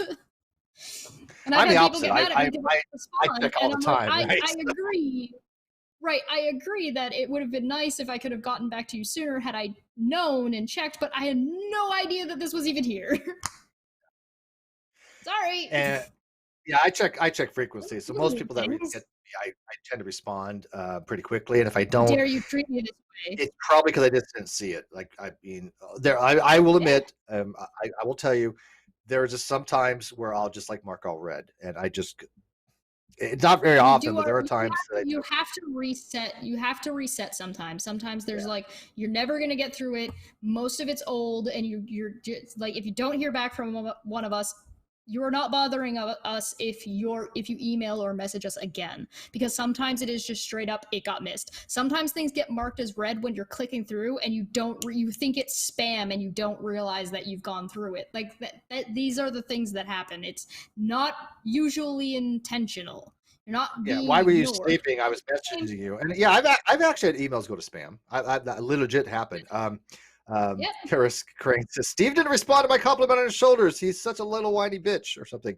It's funny. I get back to her, like, she messages me I usually within 30 seconds. If I'm on the computer, I'll get back to her. If I don't get back to her, she knows I'm not on the computer, because I tend to get back to her. There's also something to be said for, if you email some people, sometimes whatever you've emailed us doesn't warrant a response. If you send us a compliment, hey, I really enjoyed the show today, chances are you might not get a response to that. Only because, like, it doesn't mean we don't appreciate it. It just means that it's a relatively innocuous comment, and we have very, very limited amount of time. It's just I try, it's just an unfair, but it's limited. Yeah. We try, yes, but it is an unfair expectation, is what I'm saying. But I do read. I do read pretty much every comment people leave on the videos. I do. I try my best to read every comment. That doesn't mean I respond, but I do read. I also don't get notifications for the channel. So I don't, like, this is Steve's channel, so I don't get notifications if somebody's leaving comments on his channel. I can check my own YouTube studio, but I can't check his. So yeah, that's a thing. Number two, gaslighting. This is something that probably every narcissist in some capacity, I think, does. That they make you disbelieve reality or feel like you're losing your grasp on reality. This is one of the most nefarious things that I've seen people do. We did a whole episode on it, and it's probably the most ubiquitous. And people may not even know what it's called, right? Even to this day, they still don't know what it's called, but they've all experienced it. I could tell you right now, it's one of the worst feelings in the world. When somebody gaslights me, especially when it's something that I know is the case, and I still go, wait a minute. And you feel like you're questioning your entire reality because you're like, did they? Are they? What? You know the feeling I'm talking about. It is a disconnect feeling. Yeah, it's where some place that you were stable and now you are no longer. Yeah. It's like it's like when you're walking down the stairs or up the stairs and you think there's another step and there either is or there isn't. That's what it feels like. It's like the mental version of that. Yeah, well, let's say I had a day where I knew I was out of the house all day long, right? Like 24 hours. I was gone. I didn't have any computer. I wasn't on the internet for like a full 24 hours. And you say, hey, Steve, I talked to you yesterday about this. I'm like, well, no, I wasn't on a computer yesterday. You're like, no, I'm telling you, I talked to you yesterday. And you're like, you think to yourself, wait a minute. On what? What were you talking to me on? Because it wasn't the computer. Yeah, now this is totally fictional, but I mean, it's the same. It would be the same sense of. And you wouldn't be doing it dishonestly, right? You wouldn't be gaslighting, although the feeling is the same. But I know people that would do it dishonestly, right? Just so you question your own reality. Right. Like, we don't question reality enough just based on memories because memories are faulty. So it's essentially somebody taking advantage of the fact that people's memories are not 100% about everything. Yeah. Yeah, as Justin says, gaslighting doesn't exist. You're just fucking crazy thinking it exists. You're just misremembering. Yeah, exactly. Gaslighting doesn't exist. Yeah. He also said gaslighting is huge within the commentary or T channels when it's to discredit or perpetuate a false narrative as truth. I've also seen it in the debunking community. Incredibly true. I've seen it in the debunking community as well. So the debunking community will say, like, they'll debunk a video and then later down the line say something else that contradicts what they debunked before, and they'll be like, well, I never said that. Or, well, no, that wasn't what I was talking about. And it's like, no, that's what you were talking about. This applies the same way. I mean, I think it happens probably a lot in various communities, but I think I like the debunker communities. I don't think they would do it dishonestly. I think it probably just is accidental. But on the T channels, that's all of a ball game, right? Because they're actively going out to cause drama. What's the best way to cause drama? Things like gaslighting, right? This is what goes on the whole thing with the baiting type thing, right? You want to bait people so you can get drama. Yep. Yeah, these are people that are actively out looking for drama, so they're going to create drama triangles because they want the drama. Number 3, intentionally sabotaging friendships or other relationships. Boy, that never happens now, does it? Never. I don't even want to go into that one. It's just like that's self-evident that people that have. One I understand the least, I think. Why? So if you have a good relationship with somebody, why do you no longer want to have a good relationship with them? But then we see it a lot with Steve. Somebody will, call him a fraud and then be like, and he'll be like, yeah, no, I can't be friends with you. I can't associate with this kind of behavior. And then they'll be like, oh, look, I was good friends with Steve and we got along great. And then he just flipped out on me. No, now you're gaslighting and intentionally ruining your relationship. Or the other side of intentionally sabotaging friendships or relationships doesn't have to be yours. Well, that also People goes will into the actively whole try persecution to thing. sabotage. Yeah, but people will also try and sabotage the friendships of other people. Well, I was friends with this guy first, so she can't be friends with him. Or I should take priority in the relationships. I think it all leads into the whole victimization things, right? If you sabotage your relationships, you're playing the part of the victim, right? Oh, I can't keep friends. Nobody loves me. Yeah, And sabotaging or other you go, relationships, they see it all the time. Look, for example, look, me and God, right? And we're like bullinator. You know, people could try to sabotage a relationship.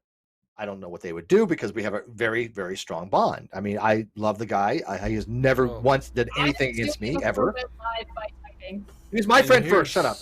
Here's the crazy bit about that, Steve, is they're trying to gaslight me, and it's like I was fucking there. I know they do. I was fucking You're there. misremembering, Dave. You No, obviously don't I'm remember not. things properly. I'm not misremembering. But that's what they tell you. That's what they try to tell me. Yes. Yeah. It's quite amusing. There's something to be said for doing something along the lines of, if you're intentionally sabotaging friendships or other relationships, you could be any three of those points. You could be trying to ruin somebody's relationship to say, hey, your boyfriend's not good enough for you, and they treat you like a dick all the time. You should date me instead, and you're going to rescue them from that relationship. I've seen that happen too. Yeah, you could also be the aggressor and you're the persecutor and say that you're not good enough for that person. You shouldn't be with them. They should be with somebody else or with me. Because you're a bad person, or because you suck, or because you don't clean, whatever. Yeah, let me tell you about this person, kind of thing. All you know, three of them, if you really wanted to be. But here's a way to recognize a sign. Look, if some people are that interested in other people's relationships and other people's friendships, then you might be able to recognize maybe that's the person that has the problem, right? That's the person who is the narcissist. That is the person who's actively engaging in these types of things that we talk about. I don't go out of my way to sabotage relationships. I don't give a shit who hangs out with whom, right? You don't see me sliding into people's DMs and going, I want to tell you all about this person, so you end up going full toxic fandom on them. Never has happened. Somebody asks me about something, I'll tell them, but I really can't go out of my way and have the time to waste telling people about people that I think are shitty people. Okay, if they ask me, I'll give them my opinion, but I don't seek other people out to do that because I just don't have the time, the energy, the patience, and I don't care, to be honest with you. I don't care. Let people figure out shit for themselves, man. Golden Unicorn for 2 says, didn't they try to tell me how to feel about Steve? Yes. Of course. And because sometimes 82 makes a good point about third wheels, but sometimes it's somebody completely unrelated.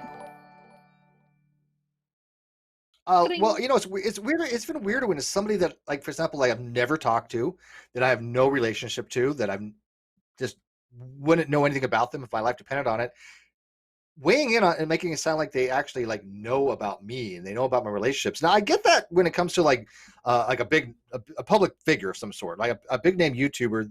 Yeah, they deal with a lot of people, and people will get attached to them in some way, and they will give their views on things. I'm not one of those people, so I don't know why people bother with my relationships with people. I don't get that. It's bizarre if you take like H3H3. It's bizarre for people who watch who feel like they're invested, which is when you start getting into toxic fandoms, when they think that, hey, I would be better for Ethan than Ilya is. Does that happen? Or that, hey, you don't think that happens? I know very little about H3H3. Once upon a time, there was you know about these things more than I ever did. I don't. Once upon a time, there was a group called Rooster Teeth. It still exists. And there was a guy that was part of Rooster Teeth named Jeff. And Jeff had a girlfriend and got married, and the lady he got married to, whose name escapes me right now, was part of Rooster Teeth, as far as I recall, for quite some time. They moved. Somebody found their house and showed up with a gun because he didn't approve of their relationship. Yeah, that's pretty messed up. And you know what's worse about it is that I can see it happening now. It's before. It's like I'd be hard pressed to go, Sorry, man, what kind of crazy person does these things? Sorry, I was thinking of Moon. I'm a moron. Said her name wrong. I'm sorry. But yes, to Manya's super chat, yeah, absolutely, they told you how to feel. But you're not the only one. There's literally like 6 people or combinations. A few of them might be like multiple people under multiple accounts. But they have been actively going around talking to people in DM going, you got to hear about Steve. And most people are just telling them to fuck off. Most people are like, you guys are just, and then people a few of them go, doing that, and no, I don't. But a few of them are like, hey, Steve, this person said this. I mean, Saichen Bunike came to me and he's like, he's like, Steve, I don't even care about this person. I'm just letting you know what they said. And he's like, I'm not even interested. He's like, he didn't even care because he knows it's full of nonsense. But it's that type of behavior that typifies what we're talking about. The toxic narcissist who thinks that they need to save people, right? Let me save you from Steve. Let me tell you about Steve. I'm going to rescue you from Steve, even though they're being a dishonest agent. And if you don't accept my rescuing, you're not a real the villain, woman. The persecutor. Yeah. They become the persecutor, right? You're not a real woman. Again, the funniest part is I never had names for these things. Gender. When I started reading about this last week to do this episode, I was like, holy crap, man, this is like everything I've ever experienced. I just didn't have a name for this. So let's go on to number 4. Go ahead. Making you the enemy or the bad guy for having feelings and reactions. I think Golden Unicorn's quite familiar with this one, actually. Yeah, but because they'll bait you. But here's the thing, they'll bait you.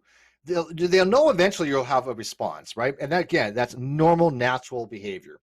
Especially when you're standing up for friends. People know that people come after me, I don't really waste my time that much. But you go after my friend, I'm more likely to have a response. But even then, I'm even stopping that because they don't need it, right? I mean, Mondi can take care of herself. She's a mad lad. She don't need my help. But, I do care about her. And people know that. But she's a big girl. So they'll, when you do respond, now you become the bad guy, right? It's like, did you see the way Manya responded? I mean, she's just so nasty in a response kind of thing. It's like, wait a minute, you provoked her. She finally, says something that is marginally negative. I do it all the time. I'm pretty negative with people that I think are just coming at me sideways. But now you're the bad guy. Manya's a bad lad. Right? Mad lad don't give a fuck. But you agree, Chesh, that once you give them the response that they're looking for, because that's what they're looking for. They're looking for that trigger. One thing you'll find about. I've had a few people that. Oh, go ahead. Sorry, we got lag today. Terrible lag. Yeah, it's really bad lag. We knew going into this morning. We couldn't figure it out. We actually tried to spend about 20 minutes trying to figure out why the lag was so bad today. But you'll see these people that will try to push your buttons, will try to bait you, just so you have that reaction, which is a normal reaction. Then they draw back and become the victim, right? I was just asking questions. Did you see the way we're talking about? You don't have to get upset. Why are you so mad? Look at this person. They're so triggered. That's the response that they're looking for. Yep. Helios for 2 said number 4 is literally exactly what happened with AE, in my opinion.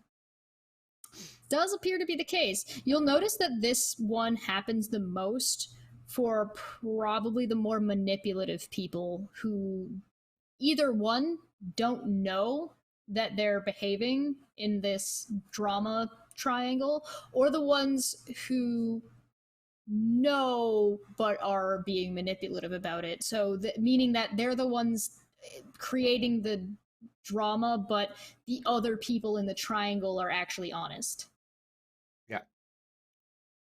So that's and by the way, this one makes you lose friends too. When you're having a feeling, when you're having a reaction to something, and then they try to make you feel bad for doing that, and not understanding why you are feeling the way you're feeling. Yep. Okay. Well, and so they don't care about how you feel, and if they're your friend, they should probably care at least enough to hear you out. Or not accuse you of things when you're trying to express how you feel. Number You 6. can deal with how the person approached it after you've heard them out, if you don't like their approach. Yeah, you If don't you're have to. Yeah, friends, again, you don't even have to agree especially with if you're them, but not friends with the listen. person. Never Don't have being expectations on how to talk to somebody if you're not even friends with that person. Like, Number 6, never being at fault for any issues in the relationship, turning all of the blame toward you. skip Boy, that's, 5. we've all dated people like this too, right? Always your fault. Doesn't matter what you do, they'll find a way to blame you for it. What? Steve, we skipped 5. We say 5? I don't see 5. Where's my Yeah. 5 on here? Constant Oh, lying to avoid responsibility. Oh, I can't. I see it up there. I just screw up. Well, let's do 6 first, and then we'll go back to 5. Okay, never being at fault for any issue in the relationship, turning all of the blame towards you. Part of that has to do with gaslighting and the way they would go about doing that. Absolutely. Yeah. I mean, this is Here's another one that relationship is a two-way street. But this one you think is probably the most easiest, I think, to see, right? You see somebody when you see somebody that's always making you out to be the bad guy, right? And by the way, you know a perfect example of this is when you have a boss that you could do nothing right, right? Yes. Oh. Doesn't matter what it is, you can never do something right. No matter how hard you try, no matter how good you get at it, they're always going to find something to blame you about because they're looking they're looking to engage you in that game playing too, right? They want that negative feedback. Is the easiest to recognize when you're not in the situation, but harder to recognize when you're in like an abusive relationship. Oh, sure, but usually in the abusive relationship, you have somebody that's on over time. But don't you think that in an abusive relationship, people that don't recognize are probably codependent, right? They're probably somebody who it superficially recognizes that they're the ones that they're being blamed for everything, but at the same time, they probably actually believe that they are at fault.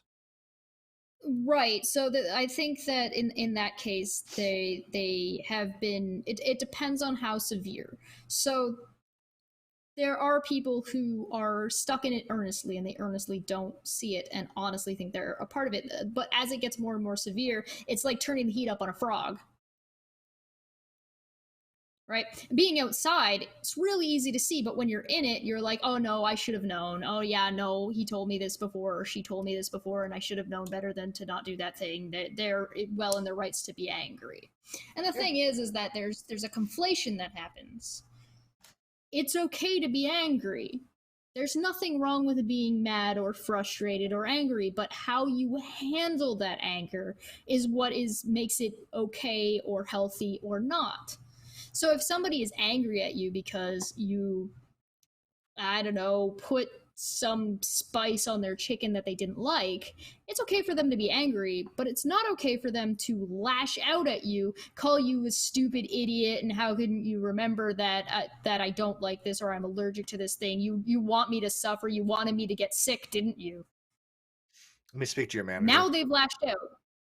I want to speak to your manager. Yeah, you're allowed to be angry, but you need to recognize and control what you're angry about, why you're angry about it, and address it in a healthy manner. Meaning, like, oh, let's make it a little bit more extreme. Let's say this is the 6th or 7th time that someone has put this spice on this chicken. At the end of the day, because it could be abusive the other way around. Because the person could be eating the chicken every time and being like, and oh no, how could you not eat my food? I worked so hard on it. I spent hours slaving over the stove. How could you not eat the chicken that I made for you? Because I'm allergic to the spice, I'm just going to remove this spice from the household. Maybe that will solve the problem. And I don't mean like throwing out their fancy spice rack. I mean, actually, can we stop buying this spice because this seems to be an error or a mistake, if it's an honest one, that is happening more often than it ever needs to by just, no longer buying this thing. You mean you took you took steps to actually try to solve the problem? To solve the problem, exactly. And that applies to both ends. In some cases, somebody might be too angry at a time to try and approach a problem. If they're dealing with their anger in a healthy manner, then it could be that, okay, I'm really angry about this. We'll talk about it in like a little bit. I just need to cool down. They go for a walk around the block, come back, sit down, talk about it. However, keep in mind that can also be a manipulative tactic if they are having complete control over communication. So if somebody has basically one person has the door to open and shut and neglect you based on that or ignore you based on that holding control over that communication, that can also be a form of abuse. So there's lots of ways that these things can intertwine and intermingle and be problematic. However, if you do find somebody who's angry and lashing out, it doesn't mean it's necessarily the end of the world if you think they earnestly don't know that they're doing it. But if they're not receptive to not only just not acknowledging that's a problem and how you feel about it, or being solution oriented, now you've got a problem. Those two things combined, you have a bad relationship on your hands that you may need to reconsider your position.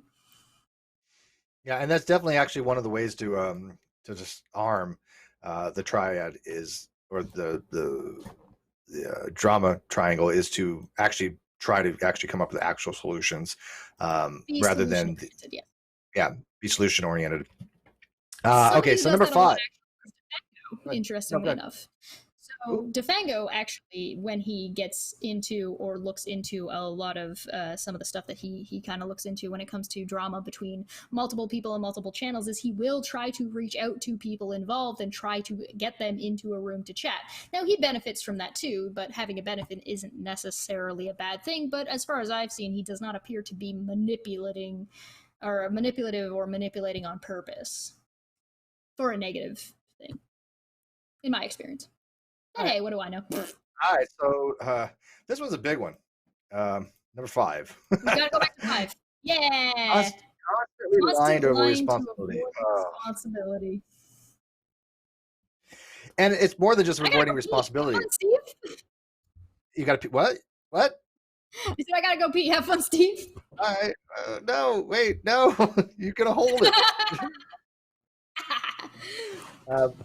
By the way, you're supposed to go before you.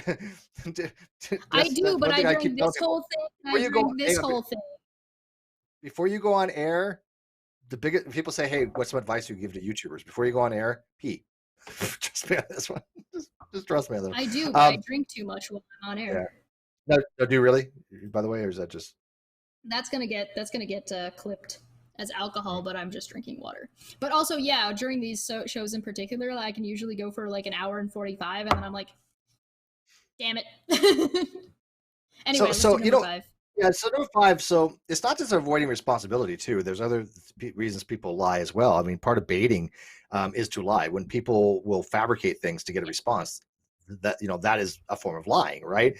They're actively goading someone, and again, it could be the most smallest thing. It could be something about intrinsic to them, right? It could be something they have no control that they know that they're self-conscious about, or it could be something that's completely fabricated, which is obviously they're lying about, or to avoid responsibility of the fact that they've somehow done something to cause a toxic type relationship or toxic situation, which again, most of them put themselves into because they want that negative reinforcement.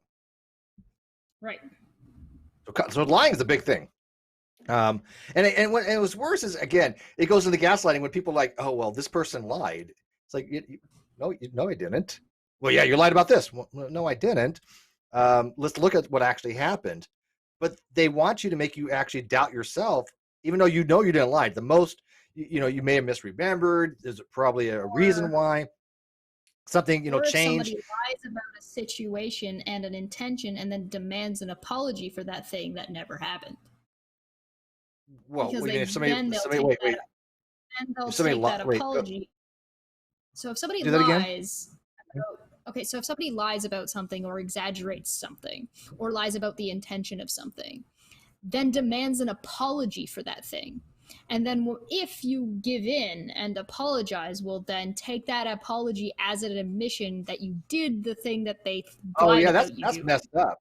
That I've seen actually happen too, when they've gaslit somebody so bad to make them think that they actually did something wrong when they apologized, even though they didn't do it.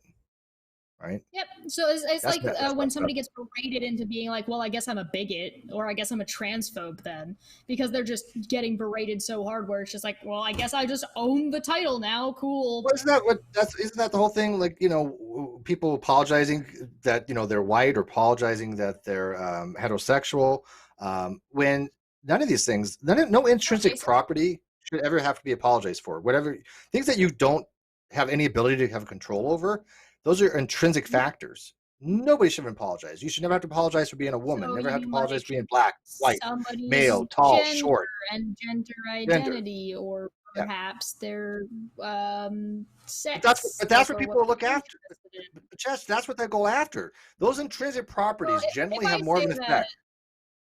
yeah, I'm gonna go out on a limb. This is probably gonna bite me in the ass later. This is an example, not how I actually feel, and I'm gonna put that caveat That'll on get top of clipped out. this.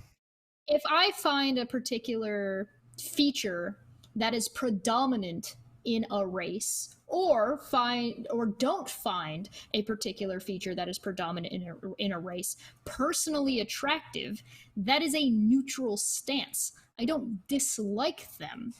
I'm not a racist, which some people will say. Some people will say, well, you don't find that person attractive? Well, that's racist. No, it's not. It's a neutral stance. Racism is a negative stance.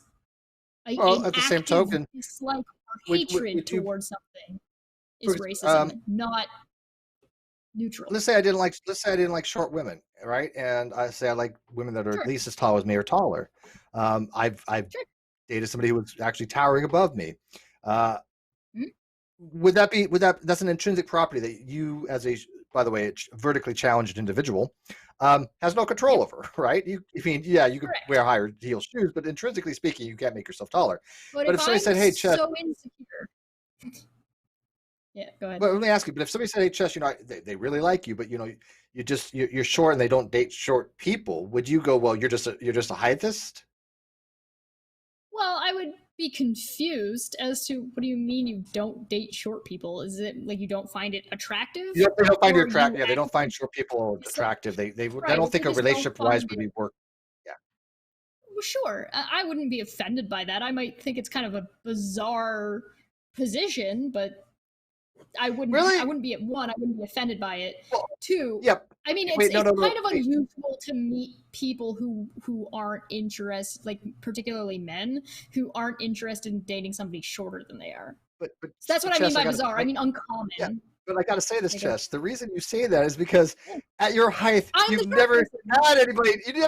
Who would you date that's shorter than you? If you've never been in that situation, you don't know. Right.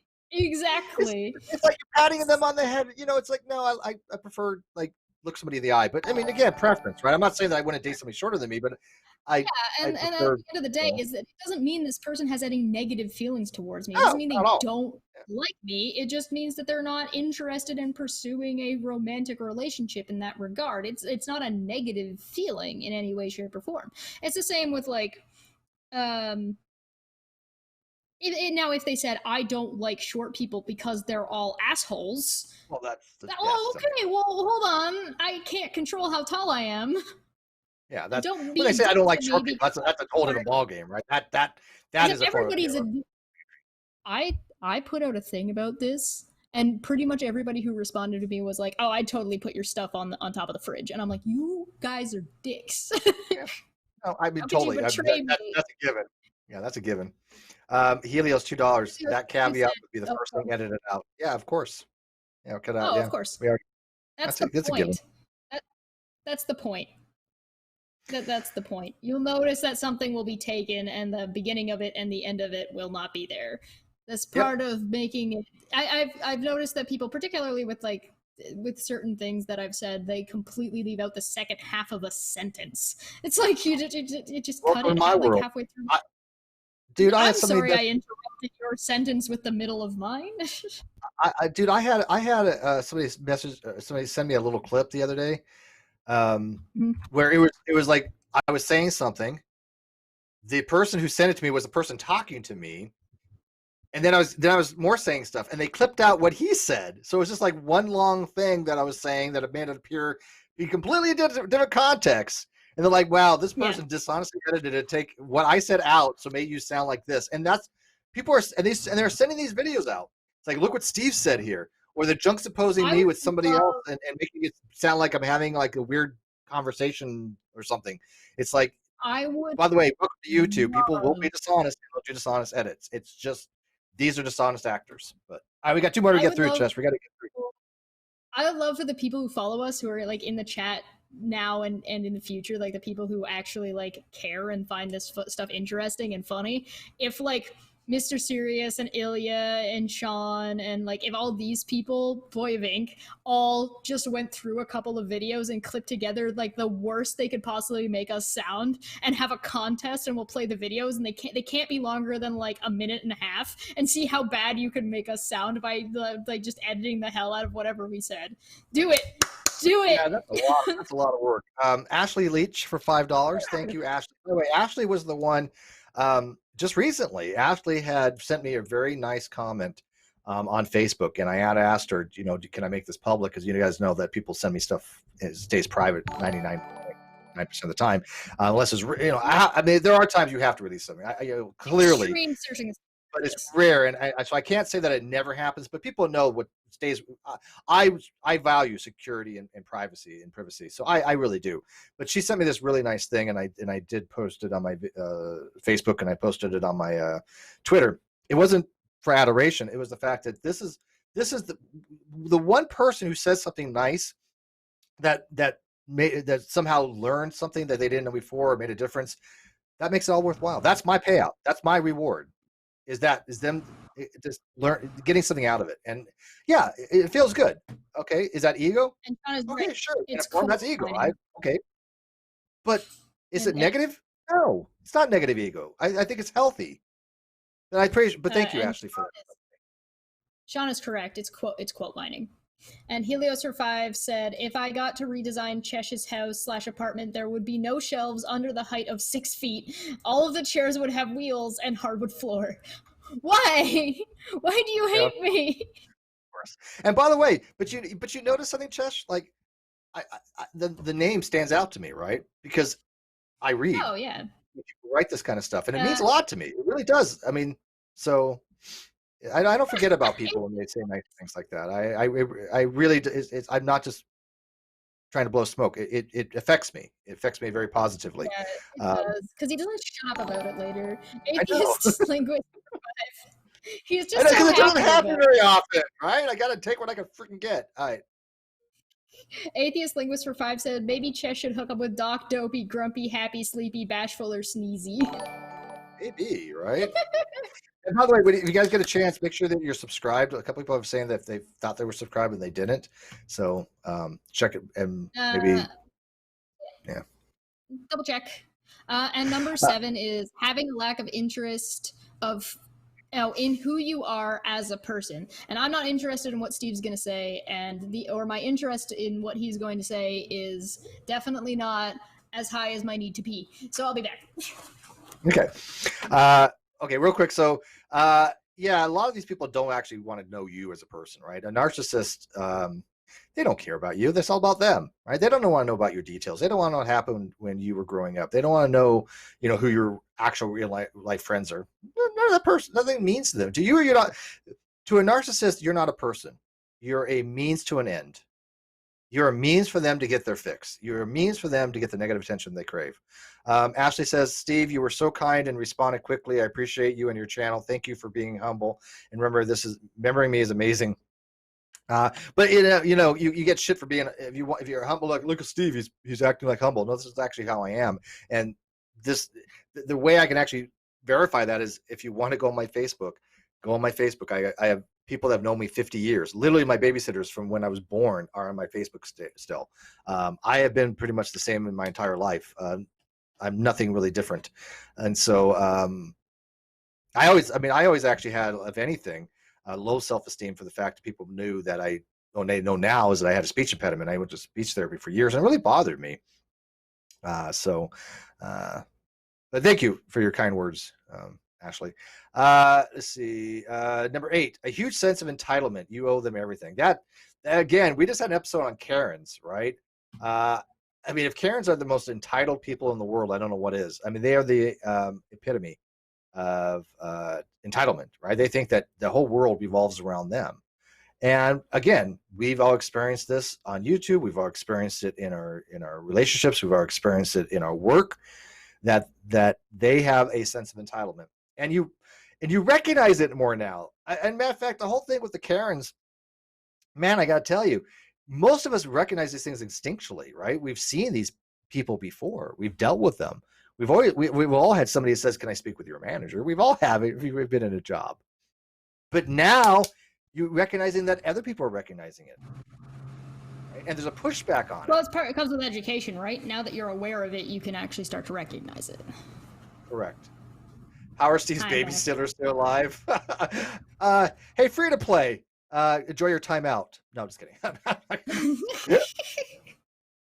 What? They're the sorry, next I'm trying to improve. Maybe I need a smaller glass of water. That lived there.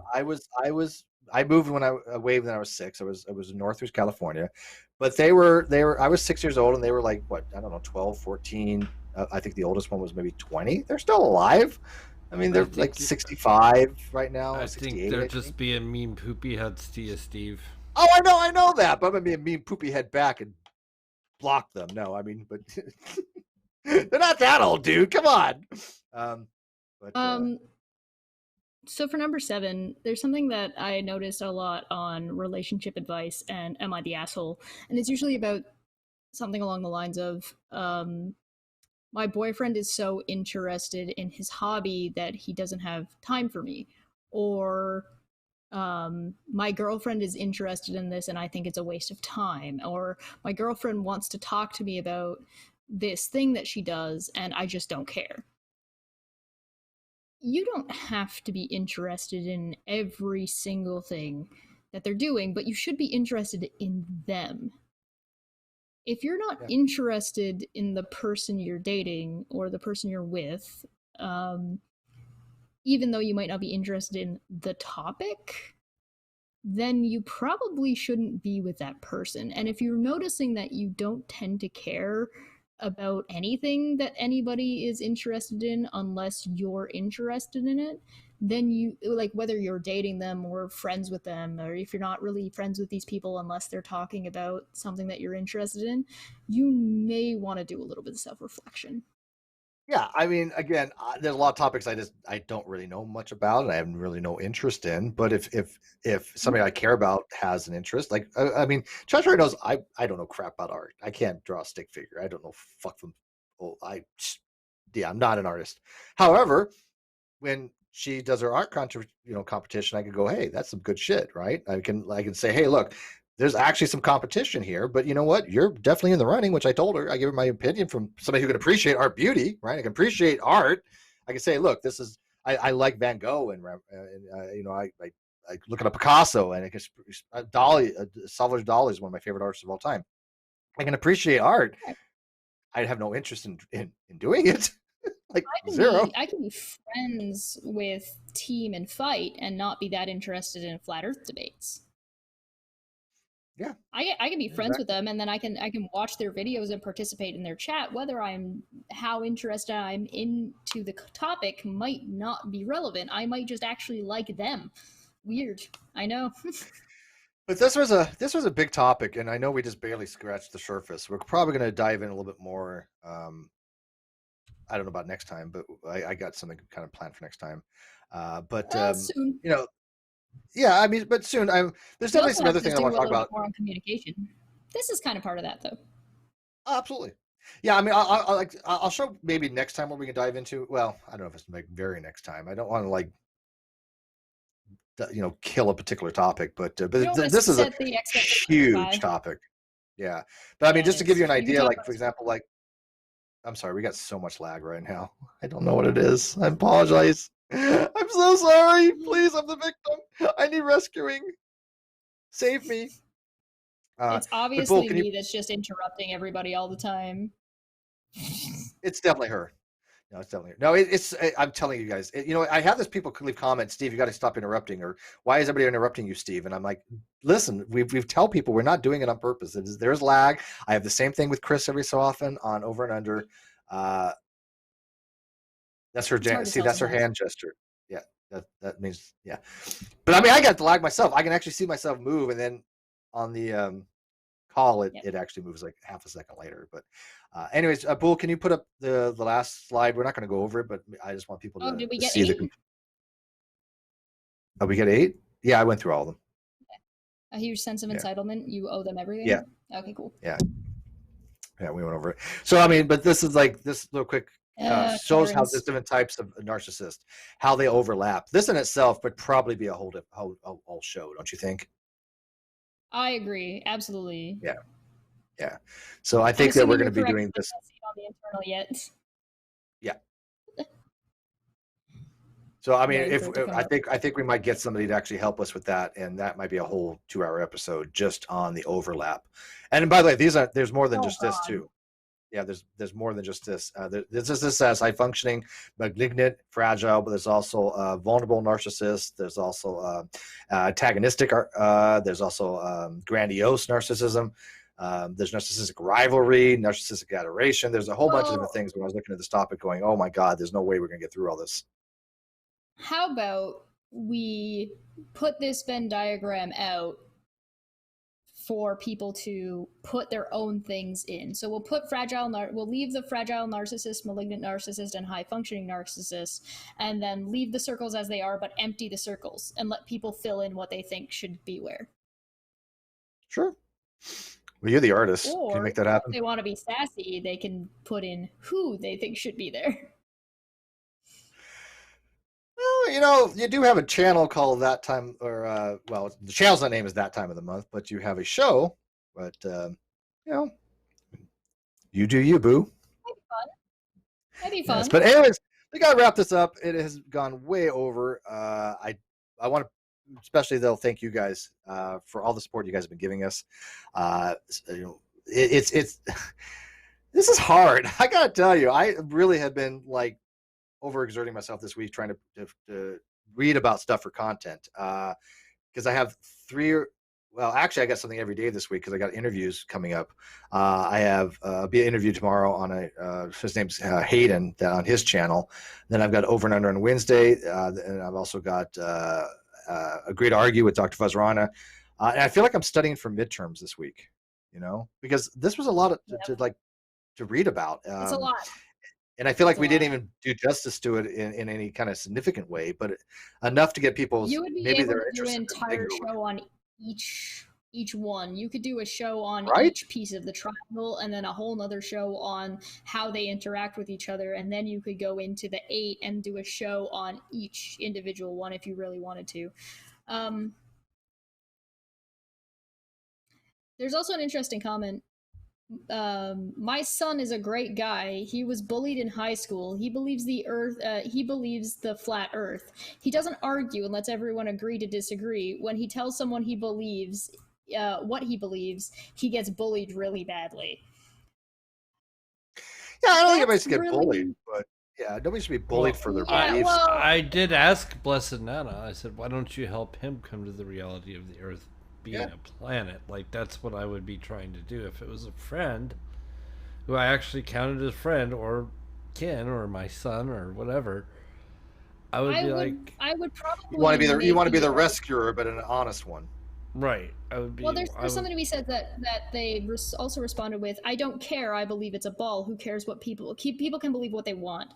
Here's the thing, if you know that they're just factually incorrect, and this belief is causing them harm because they're being ostracized or because they're being bullied, it may very well be valuable to try to persuade them or have those conversations in a safe and healthy way and environment. Now, obviously, YouTube is not necessarily the place to do that. Sometimes you can, sometimes you can't. But you'll notice in a lot of these channels is that people like Fight the Flat Earth team, and Fight the Flat Earth is straight up says over and over again that he's like, no, I am very harsh about these things because I feel like I need to be. There are other people who come to it nicer or in a gentle way, which is why I think he probably works so well with Team, who is far more gentle about being very patient and very much like, no, I'm going to explain step by step, and we're going to find the place where we disagree, and then you need to tell me why. But you'll notice that all of them have very, very low patience for when somebody gets belligerent, when somebody is like, you're lying. Well, there's the wall. No, because now you're accusing me of things. Now you're trying to bully me, essentially. Now you're trying to say and accuse me of things that I haven't done and that you can't demonstrate. So a lot of the flat earth debating and debunking can be very volatile, can be very, very harsh. There are reasons for that, but that's not how you necessarily have to have the conversation with whoever it may be that's actually around you. I've had discussions trying to explain privilege to somebody who's like, well, I had a really rough upbringing. I'm not privileged in any way. Like, I don't have a lot of money. I never had a lot of money. I used to have to go to the food bank, et cetera, et cetera. And it was a matter of just explaining to them what privilege meant in that context. They didn't mean that they were the same, or that they just didn't understand. And so sometimes it's a matter of somebody just not understanding whatever, blah, blah, blah, blah, blah. They also said they agree with me. Finally told him to keep his mouth shut. It's like, maybe don't. Well, and that's the thing you do. Look, if you can't help them any longer, just let them know you're not interested in having that dialogue with them. I did this I do it on Twitter so often. I was like, look, you're fundamentally wrong. You're objectively wrong. This isn't up for this discussion. I can only do so much. I can only waste my time so much. You're just wrong. And if somebody says, well, that's just your opinion, okay, fine, whatever, I'm moving on. But if you're going to sit there and tell, like, for example, my favorite thing being 0.99 repeating equals 1. If you tell me that's wrong, I'm only going to invest so much time to explain it to you unless you really want to learn it. If you say, Steve, I believe you're right, but I don't understand it, yeah, I'll spend hours. But if you say, hey, Steve, you're wrong, you're an idiot, your math sucks, okay, have a nice day. What are you going to do, right? But anyways, I want everybody to, again, no, I appreciate you guys subscribing. Make sure you go to Cheshire's channel. Link is in the video description for her channel. Share these videos, comment. Make sure you comment, because that really helps a lot. We do appreciate that. And again, we both have Patreons and we both have membership benefits. So if you go to that join and you get a little green name and you don't have to worry about slow mode, and or Patreon. Patreon's obviously, everybody's taking a hit on Patreon recently. Everybody, it's just across the board. We get it. We totally understand. But a Patreon, if you message me, you're going to get instantly, hopefully, back to you, unless I'm dying, sleeping, or out of the house. But that's all I can offer as a benefit, really. But Jessica, what do you got for your channel to show your stuff? That time of the month tomorrow is at 9 p.m. EDT. Then I've also got later down the line, Steve is going to be, not this Steve, other Steve is going to be coming onto my channel, and that will be, I believe, that 145 on. Sorry. Well, I can't pronounce his Arabic name. Yeah, I'm not sure what he wants. Yeah. I'll probably talk to him ahead of time and either get the pronunciation correct or figure out what he wants to be called. And that is at 1:45. I believe that's on Wednesday, but I'll have to double check. Keep an eye out on my channel, because I got a couple of different things that I'm working on. I have a couple Goblins reads that will be coming out this week. But I'm kind of malleable as to when those things happen. They're not exactly scheduled as of yet. So subscribe. You had somebody mentioning you, though. You had somebody mentioning you. Yeah, I was mentioned in a Forbes magazine by the writer that we reviewed with me and Kent with Bent and Dapper Dino. Well, it wasn't in the magazine, but it was a Forbes writer on his blog. Sorry, it was a writer for the sorry, he writes on the website. Sorry, my mistake. Yeah. Ashley, $5 support. Thank you, Ashley. Appreciate it. All right, guys. Well, you know what? We should ask God if he's got anything, because he's been busy too. You got anything coming up, God? Yeah. Other than the usual fare, no. Just the normal shows I've been doing for weeks now. And hopefully we get some. We reached 1,000 over on Ilya's. I know, I was crashed out. Sent my best wishes, but I've been going to bed early, and I've been taking a lot of naps lately. I even tell Cheshire I'm laying down for a little while, or I'm going to be unavailable a little while. I've been really kind of just pacing myself, because what I'll do is I get up, I'll read for a while, I'll tackle something, and I'm like, you know what, I've got to absorb this, and I got to lay down, and so All right, guys, thanks very much, and hope you got something out of it, because again, we tried our damnedest for something, but this is a big If topic. you have any questions, leave them in the comments. We may be able to look at them next time. Yep. Yep. Right. Bye. Bye.